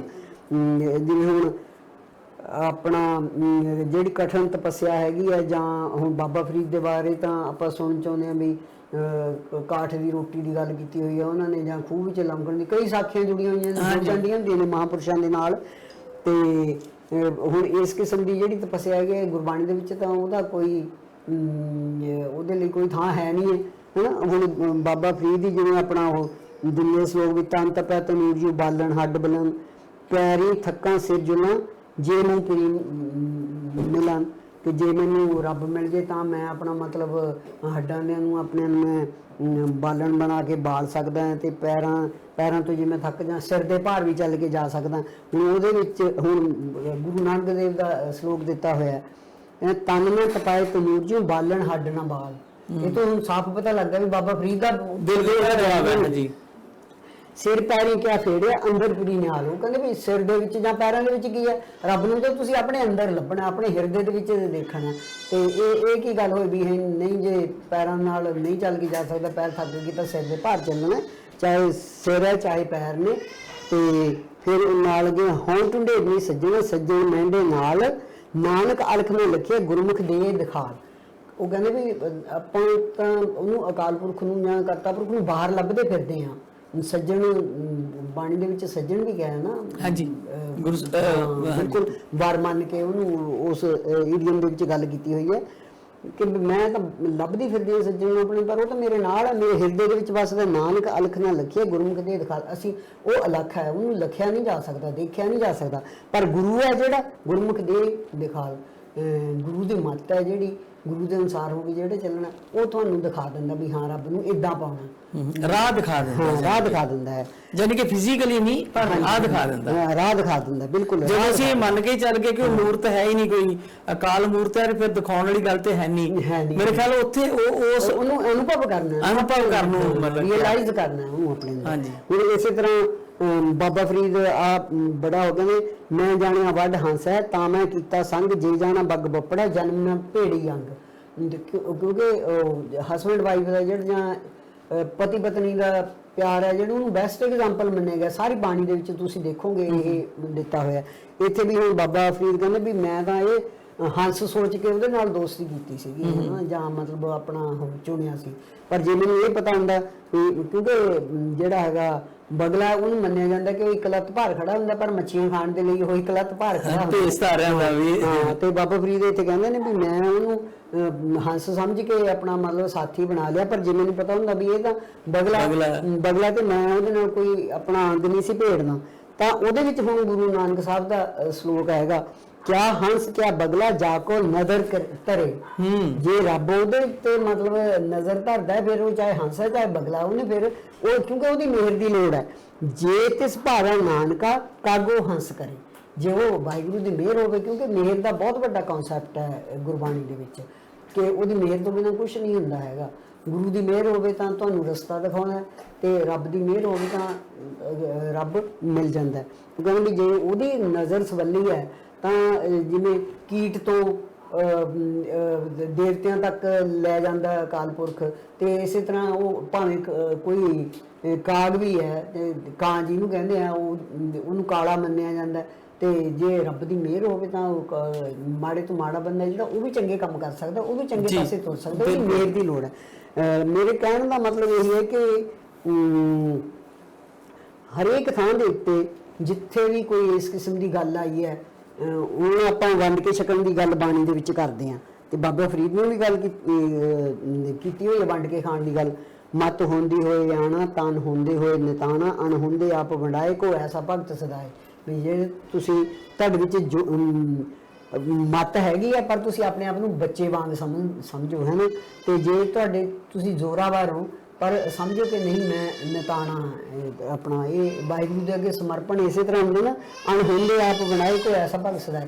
ਜਿਹੜਾ ਜਿਹਦੇ ਕੋਲ ਕੁਛ ਨਹੀਂ ਹੈ ਉਹਦੇ ਨਾਲ ਤੁਸੀਂ ਵੰਡ ਕੇ ਜਦੋਂ ਖਾਂਦੇ ਆ ਤਾਂ ਇਹ ਤੁਹਾਡੀ ਭਗਤੀ ਹੈ ਜਿਹੜੀ ਉਹ ਸਫਲ ਹੁੰਦੀ ਹੈ। ਤੋ ਮੇਰੇ ਕਹਿਣ ਦਾ ਮਤਲਬ ਇਹ ਹੈ ਕਿ ਜਿੱਥੇ ਵੀ ਕਿਤੇ ਉਹ ਇੱਕ ਕ੍ਰਾਈਟੀਰੀਆ ਰੱਖਿਆ ਬਾਣੀ ਨੂੰ ਸ਼ਾਮਲ ਕਰਨ ਦਾ, ਭਗਤਾਂ ਦੀ ਬਾਣੀ ਹੈ, ਚਾਹੇ ਸੂਫੀ ਸੰਤ ਬਾਬਾ ਫਰੀਦ ਦੀ ਬਾਣੀ ਹੈ, ਹਾਲਾਂਕਿ ਉਹ ਤਾਂ ਇਸਲਾਮ ਦੇ ਧਾਰਨੀ ਨੇ। ਤੇ ਜਿੱਥੇ ਕਿਤੇ ਐਂ ਲੱਗਦਾ ਵੀ ਨਹੀਂ ਉਹ ਕਿਤੇ ਨਿਰਾਸ਼ਤਾ ਵਾਲੀ ਗੱਲ ਹੈਗੀ ਹੈ ਜਾਂ ਕਿਤੇ ਔਖਿਆਈ ਵਾਲੀ ਗੱਲ ਹੈ, ਉੱਥੇ ਆਪਣੇ ਜਿਹੜਾ ਹੈਗਾ ਉਹਨੂੰ ਬੈਲੈਂਸ ਕੀਤਾ ਹੋਇਆ ਨਾਲ ਉਹਨੂੰ ਕਰਕੇ ਉਹਨਾਂ ਪੂਰਾ ਬੈਲੈਂਸ ਕੀਤਾ ਤਾਂ ਕਿ ਉਸ ਦੇ ਵਿਚਾਰਾਂ ਦੇ ਬਿਲਕੁਲ ਅਨੁਕੂਲ ਰਹੇ। ਜੀ ਬਿਲਕੁਲ। ਦਰਸ਼ਕਾਂ ਤੱਕ ਜਿਹੜੀ ਗੱਲ ਅਸੀਂ ਲੈ ਕੇ ਜਾਣਾ ਚਾਹੁੰਦੇ ਸੀ, ਡਾਕਟਰ ਸਾਹਿਬ ਨੇ ਬੜੀ ਬਖੂਬੀ ਉਹ ਸਾਨੂੰ ਸਮਝਾਈ ਆ ਕਿ ਜਿਹੜੇ ਭਗਤਾਂ ਦੀ ਬਾਣੀ ਜਾਂ ਸੂਫੀ ਪੀਰਾਂ ਫਕੀਰਾਂ ਦੀ ਬਾਣੀ ਜਿਹੜੀ ਦਰਜ ਹੈ ਗੁਰੂ ਸਾਹਿਬ ਨੇ ਕੀਤੀ, ਪਹਿਲੀ ਗੱਲ ਤੇ ਇਹ ਆ ਕਿ ਇੱਕ ਵਿਲੱਖਣ ਸਿਧਾਂਤ ਆ, ਉਹ ਸਿਰਫ ਦੁਨੀਆ ਨੂੰ ਇਹ ਦੱਸਣ ਲਈ ਕਾਫੀ ਆ ਕਿ ਸਿੱਖ ਧਰਮ ਜਿਹੜਾ ਆ ਉਹ ਸਰਬੱਤ ਦਾ ਧਰਮ ਹੈ, ਸਾਰਿਆਂ ਦਾ ਧਰਮ ਹੈ। ਕੋਈ ਉਹਨਾਂ ਲੋਕਾਂ ਦਾ ਧਰਮ ਨਹੀਂ ਆ ਜਿਹੜੇ ਲੋਕ ਕਹਿਣ ਕਿ ਅਸੀਂ ਬਾਣਾ ਪਹਿਨ ਲਿਆ ਤੇ ਦਰਸ਼ਨੀ ਸਿੱਖ ਬਣ ਗਏ ਤੇ ਅਸੀਂ ਹੀ ਠੇਕੇਦਾਰ ਆ। ਕੋਈ ਵੀ ਵਿਅਕਤੀ ਇਸ ਧਰਮ ਤੋਂ ਸਿੱਖਿਆ ਲੈ ਕੇ ਚੰਗਾ ਜੀਵਨ ਜਿਹੜਾ ਉਹ ਬਤੀਤ ਕਰ ਸਕਦਾ। ਦੂਜੀ ਵੱਡੀ ਗੱਲ ਜਿਹੜੀ ਇਹ ਹੈ ਕਿ ਜਿੱਥੇ ਕਿਤੇ ਸਿੱਖ ਦਰਸ਼ਨ ਦੇ ਨਾਲ ਉਲਝਦੀ ਆ ਕੋਈ ਬਾਣੀ, ਜਿੱਥੇ ਲੱਗਦਾ ਉਹਨਾਂ ਨੂੰ ਕਿ ਸਾਡੇ ਅਨੁਕੂਲ ਥੋੜੀ ਜੀ ਗੱਲ ਵੀ ਲਾਂਭੇ ਗਈ ਆ, ਤੇ ਉਹਦੇ ਨਾਲ ਦੀ ਨਾਲ ਉਹਨਾਂ ਨੇ ਅਗਲੇ ਸ਼ਲੋਕ ਦੇ ਵਿੱਚ ਗੁਰੂ ਸਾਹਿਬ ਨੇ ਦਰਜ ਕਰਕੇ, ਮੈਂ ਇਹ ਨਹੀਂ ਕਹਿੰਦਾ ਕਿ ਉਹਦਾ ਖੰਡਨ ਕੀਤਾ, ਖੰਡਨ ਨਹੀਂ ਕੀਤਾ, ਬਿਲਕੁਲ ਖੰਡਨ ਨਹੀਂ ਉਹਦਾ ਖੰਡਨ ਨਹੀਂ ਕੀਤਾ, ਉਹਨੇ ਸਿਰਫ ਉਹਨੂੰ ਮਾਈਲਡ ਕਰ ਲਈਏ, ਆਪਾਂ ਕਹਿ ਲਈਏ ਜਾਂ ਇਹ ਕਹੀਏ ਉਹਨੂੰ ਹੋਰ ਵਿਸਥਾਰ ਹੋ ਸਕਦਾ ਹੈ, ਹੋਰ ਵਿਸਥਾਰ ਤੇ ਸੁਝਾਅ ਦਿੱਤਾ, ਉਹਨੂੰ ਹੋਰ ਸੁਝਾਅ ਦਿੱਤਾ, ਹੋਰ ਖੁੱਲੇ ਰੂਪ ਚ ਲੈ ਕੇ ਆਂਦਾ। ਬਿਲਕੁਲ। ਸੋ ਅੱਜ ਦੇ ਪ੍ਰੋਗਰਾਮ ਦਾ ਸਾਡਾ ਇਹੀ ਮਨਸ਼ਾ ਸੀ ਜੀ ਕਿ ਤੁਹਾਡੇ ਤੱਕ ਪਹੁੰਚਾ ਸਕੀਏ ਕਿ ਜਿਹੜੇ ਭਗਤਾਂ ਦੀ ਜਾਂ ਖਾਸ ਕਰਕੇ ਅੱਜ ਸ਼ੇਖ ਫਰੀਦ ਰਾਂ ਦੀ ਬਾਣੀ ਦੇ ਉੱਤੇ ਚਰਚਾ ਕੀਤੀ ਹੈ ਡਾਕਟਰ ਸਾਹਿਬ ਨੇ। ਆਉਣ ਵਾਲੇ ਸਮੇਂ 'ਚ ਹੋਰ ਭਗਤਾਂ ਦੀਆਂ ਬਾਣੀਆਂ ਤੇ ਵੀ ਅਸੀਂ ਕੋਸ਼ਿਸ਼ ਕਰਾਂਗੇ ਕਿ ਉਹਦਾ ਗੁਰਮਤਿ ਸਿਧਾਂਤ ਦੇ ਨਾਲ ਕਿੰਨਾ ਕੁ ਮਿਲਾਪ ਹੈ ਤੇ ਕਿੱਥੇ ਕਿੱਥੇ ਗੁਰੂ ਸਾਹਿਬ ਨੇ ਉਹਨੂੰ ਨਾਲ ਕਾਊਂਟਰ ਕਰਕੇ ਜਾਂ ਬਰਾਬਰ ਦੇ ਉੱਤੇ ਸ਼ਲੋਕ ਦੇ ਕੇ ਉਹਨੂੰ ਹੋਰ ਵਿਸਤਾਰ ਵਿੱਚ ਚੀਜ਼ ਨੂੰ ਸਮਝਾਇਆ, ਕਿ ਤਾਂ ਕਿ ਜਿਹੜਾ ਸਿੱਖ ਹੈ, ਜਿਹੜਾ ਬਾਣੀ ਪੜ੍ਹਨ ਵਾਲਾ, ਜਿਹੜਾ ਉਹਨੂੰ ਸਮਝਣਾ ਚਾਹੁੰਦਾ, ਉਹਦਾ ਕੋਈ ਭੁਲੇਖਾ ਮਨ 'ਚ ਰਹਿ ਨਾ ਜਾਵੇ। ਤੁਹਾਡਾ ਸਭ ਦਾ ਬਹੁਤ ਬਹੁਤ ਸ਼ੁਕਰੀਆ ਡਾਕਟਰ ਸਾਹਿਬ, ਤੁਹਾਡਾ ਬਹੁਤ ਧੰਨਵਾਦ ਜੀ। ਸ਼ੁਕਰੀਆ। ਵਾਹਿਗੁਰੂ ਜੀ ਕਾ ਖਾਲਸਾ, ਵਾਹਿਗੁਰੂ ਜੀ ਕੀ ਫਤਿਹ ਜੀ।